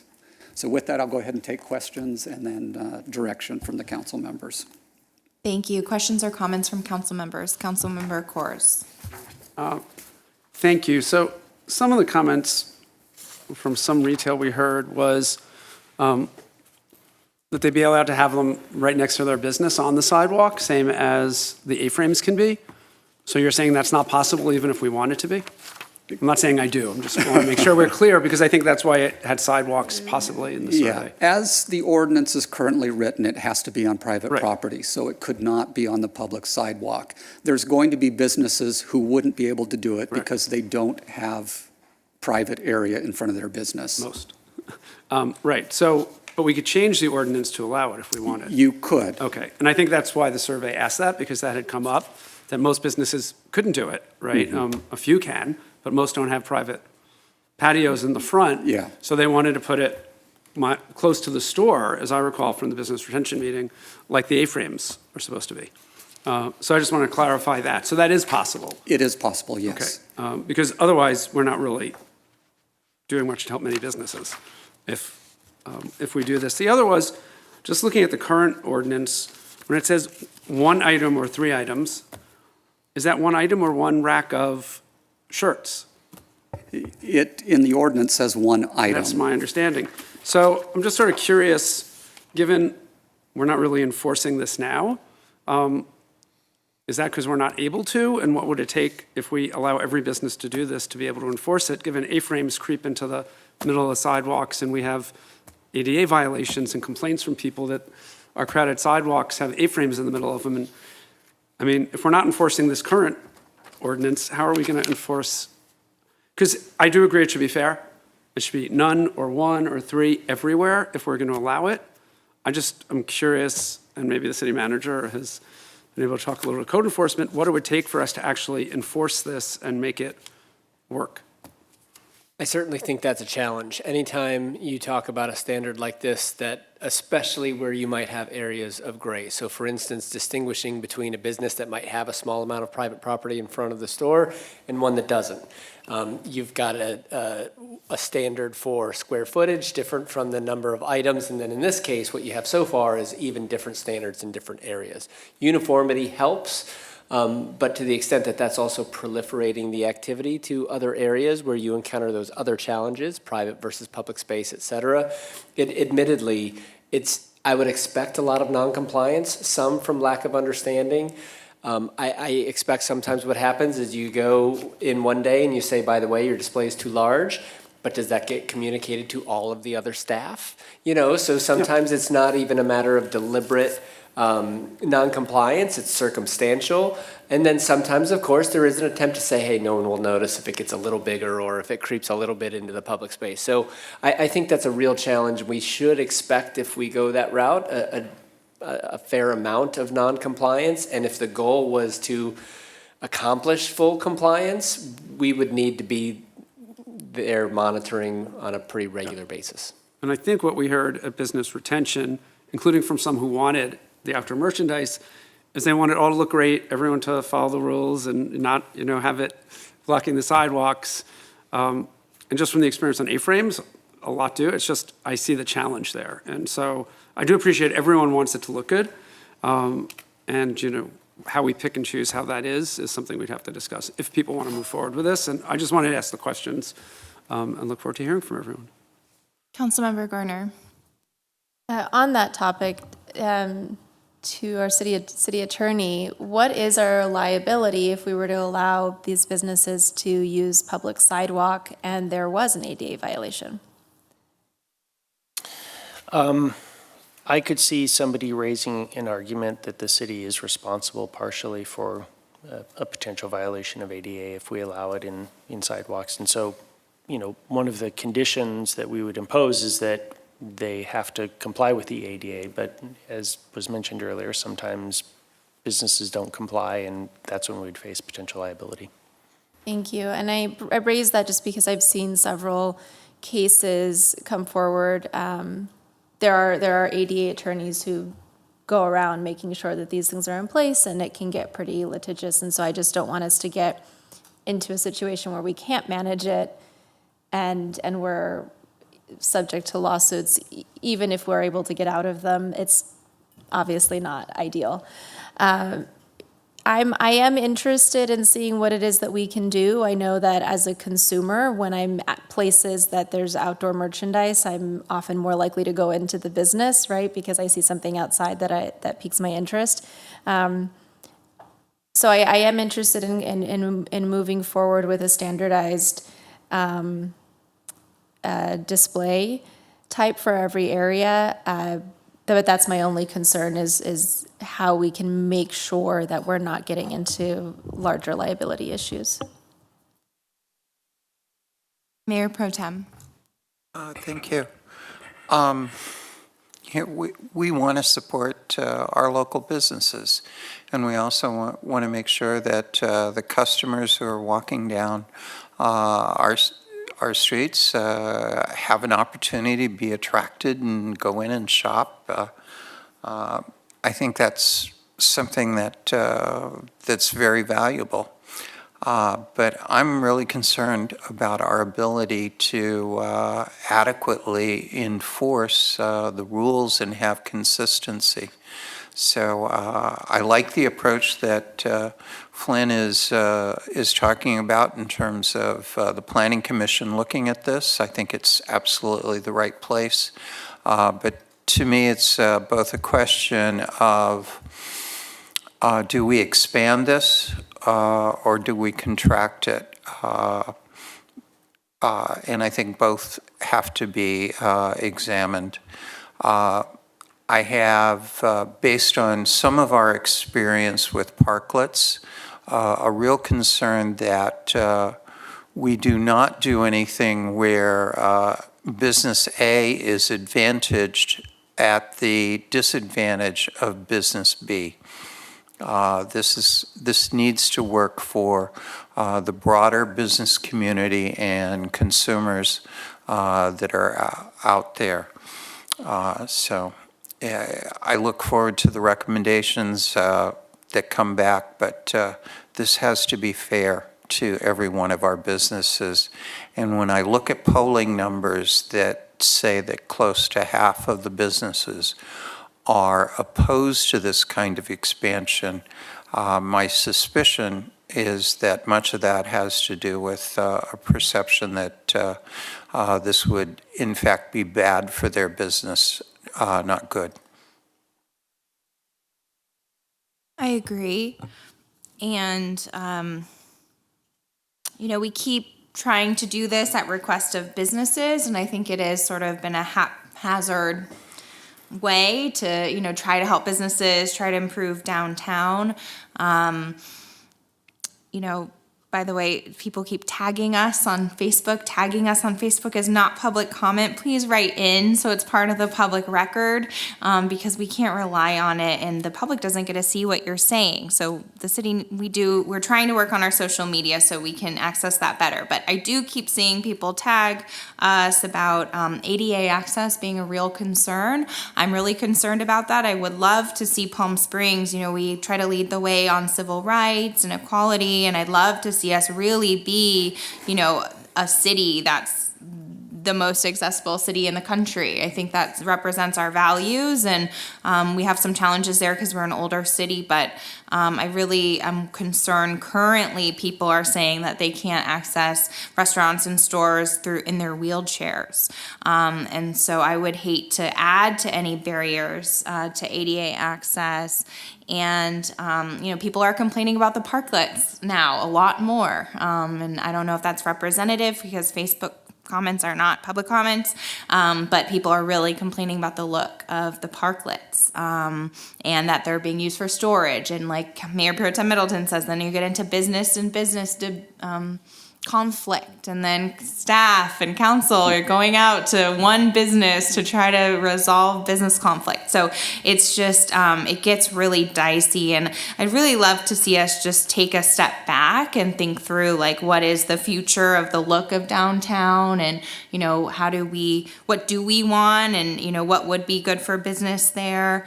This is only for the central business district and uptown, but we also talk about equality throughout our numerous business districts. So, to Mayor Pro Tem's point, is this a contracting or an expanding? You're going to have people like me from a district that doesn't have downtown to say, well, what about our business district? So, it's difficult, I think, to do it offhanded like this. So if staff recommends to make it consistent or standardized or updated, I would support that. I wrote down the list of furniture, fine art, clothing, and antiques, and I would just wonder, how much is that what's actually being displayed in 2021? Is that what we want still displayed? So, maybe if staff recommends that the commission look at that, but otherwise I'm really hesitant to open this can of worms if it's going to decrease accessibility and maybe add to clutter that the parklets really are not helping if people are using them to keep stuff and storage and all and not being used. And just I'm concerned about the look of our downtown, but I also interested in staff's recommendation here. Councilmember Kors. Interesting conversation. So, what strikes me, obviously, as a real concern is on the ADA issue, right? And if we allow this, particularly on sidewalks, because otherwise we're not really giving businesses much, right? Because, and what they ask for is, restaurants got to use sidewalks, retail should be able to. What are the AD issues, and are there really that many places this could happen? I think knowing that first before we have planning commission and staff do a ton of work, I think would make sense. I don't want a ton of work, and does it mean we need a code person focused on A-frames and outdoor merchandise in order to avoid right, ADA lawsuits. I think those would be really helpful before the next piece. I fully think we need to be consistent citywide. To the extent we say, you need a 5-foot clear straight path, there aren't very many places this is going to happen, given a lot of our sidewalks are older. But obviously there are places where it could. And whether it's downtown or other business districts, I think we should be equal. I don't think we should have 3 in some, 1 in some. But if it's one item, it's one item. It's not 3 racks of clothes, that we saw in the TV coverage of this, at $9 each. And even some used clothing stores, which clearly probably doesn't fit what your current ordinance says. But I'd like to be flexible if we go that route. I mean, there are stores that have postcards out front, and you wouldn't know it's a store that have postcards. It's a rack of postcards. It doesn't fit that, but it actually takes up very little space. So I think we should get the first answers, maybe a little more from staff on the ADA and the enforcement issue, because if we can't handle those, it doesn't make sense to allow it at all. And if we can, then I think there's openness, but we probably need more business input on it, because I think even though there was some more preference for not having a standardized enclosed display, maybe that does solve some of the issue, or at least per commercial district, something so it's a certain size for everyone, flexibility in what they put in it, of course, but just something like that, sort of the Councilman Garner mentioned, I thought, that might help try, so it has to be right up against the building, things like that. So that's just my thoughts. Before we have a lot more work done, I figure we should probably get those answers. I agree. I'm not hearing a lot of support for expanded outdoor merchandise. And I agree with Mayor Pro Tem Middleton, if it's really split among businesses, that isn't sort of overwhelming request to do this. So maybe for city staff, do you have a recommendation that we invest a lot of staff and council and planning commission time on this? Is there an easy way to standardize it so it's fair, or hearing where council is and being, I think, where we want to be as protective of everyone's efforts? Where do you think we should go? Based on what I'm hearing, what I would recommend is that, number one, we as staff do analysis on the ADA issue. And then secondly, also look at what are the possibilities in terms of the central business district in Uptown, where would this be allowed? I think those are 2 answers that you need to have first before you move forward on this. And then also the question of enforcement. How much time can we spend in terms of doing the enforcement? One of the other things I'd like to do is I would like to spend some time with the stakeholders just to get an idea of what their thoughts are, so that I have a clear picture of what they are trying to achieve as well. Once we have those answers, I think we'd like to come back to City Council and provide that information to you, and then take direction at that point. If you decide to move forward, we would then go to the Planning Commission and do that. But let's first find some initial answers for you and then report back. If I might be able to comment? Well, you were so quiet. I was waiting for you as our planner to jump in here and tell us what to do, and you were sitting back. So I apologize. I had been looking at you. Not at all. Currently, in the city of Palm Springs, we have outdoor displays that are not in the business district, and they're not in the Uptown district. And I'll give you some examples. Ace Hardware has a huge outdoor display in front of it. The shopping center at the corner of Vistachino, at Racket Club and North Palm Canyon Drive has a lot of antique furniture, and they have outdoor furniture displays. There's outdoor furniture displays that go up as far as Tramway Road. So, we already are having these outdoor displays that exist in the city. The difference between those that I just gave as examples in the downtown business is, I think, as already been mentioned, is accessibility, and in particular, the sidewalk is not always just a 5-foot sidewalk. It many times is a partnership between private and public. And your walkway, when you walk side by side with 2 people, takes up a 5-foot sidewalk with maybe 1 person to pass. So many times you rely on that public space also just for the generalized movement. So I think downtown is a very different beast than Ace Hardware is, or than a shopping center is, or than places that are outside the central business district. Even the Uptown district, we have more space. Some of the setbacks for some of those retail is much greater, giving a great opportunity for somebody to put out a lawn chair that's for display at a furniture store. Grace Homes is an example that does that. What I think we need to be cognizant of is in our downtown area is make it contextual, but make it contextual through window displays, not necessarily through outdoor racks that actually create clutter versus contextual interest on that. So if we were to look at this, I would, Brandini as an example is on private property and it seems to be very successful. It doesn't hinder pedestrian flow. It's an interesting thing. You go up to this little cart, you know, something like that really works, I think, very effectively. So I think it's not just ADA access, it's more than that. It's actually walkability. So I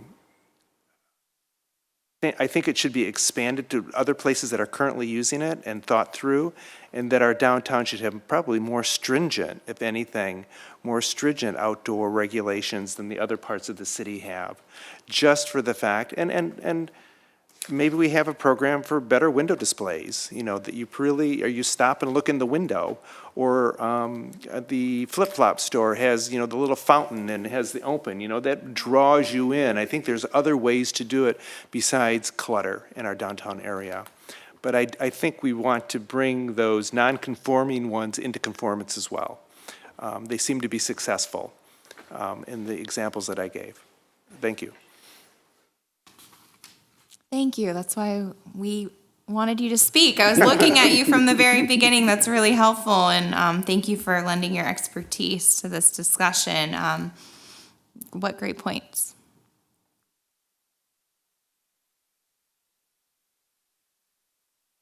We're good, thank you.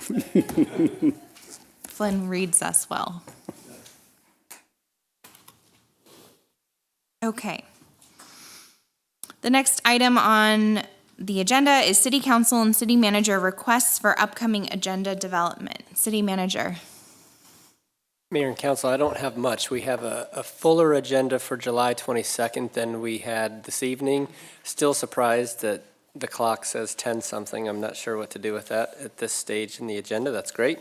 But one more before we go dark, which will be a little larger. I also want to point out that we had worked hard to try to find a time where we could follow up on Section 14 and Bogart-related issues by the end of this month, and that's just proving not to be feasible for a variety of reasons, including the later we get into the month, the more we're into a period where people are traveling, and we understand that this is a conversation that really requires substantial input. So we're going to be looking to schedule that sometime after the dark period in September. As soon as we can get a definitive date, we'll certainly start to publicize that. So with that said, unless there are specific comments on what we have planned for July 22nd or either the September meetings or future items, that is all that I have. Thank you. Is there input on upcoming agenda items first? Councilmember Garner. My only concern is that our July 22nd meeting seems very packed, and some of these issues I think might be longer than the time that's indicated. So I'm just wondering if there's any of those things that maybe can be moved. I mean, if we need to go longer, we need to go longer, but I just anticipate that some of this stuff might take more time than is indicated. I agree. And if it's council's pleasure, there are some things that are not as timely. And we always have a staff meeting on Mondays following these council meetings, and we can solicit from the group any of those items that really don't need to be addressed and at least target them. We might agendize some of them with the option to defer them if we're running late, giving ourselves an opportunity if we've got a full head of steam and we're early.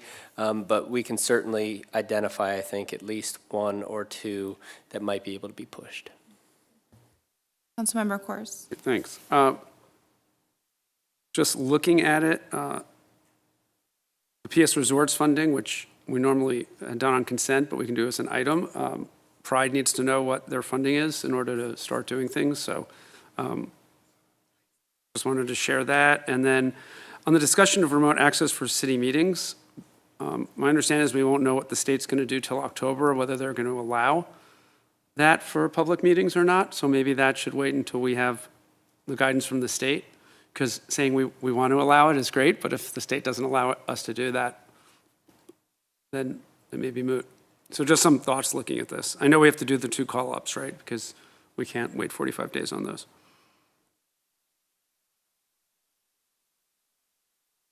If that's helpful or not. Yes, that is helpful.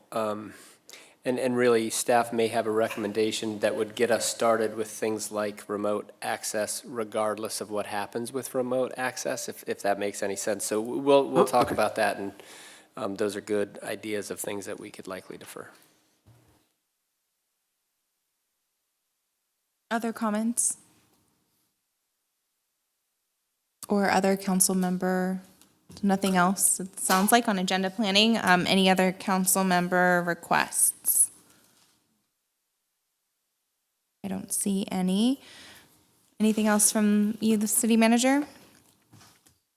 Okay, so we will adjourn. The next regular city council meeting will be held on July 22nd, 2021 at 5:30 p.m. We will see you then. Thank you. Have a great evening.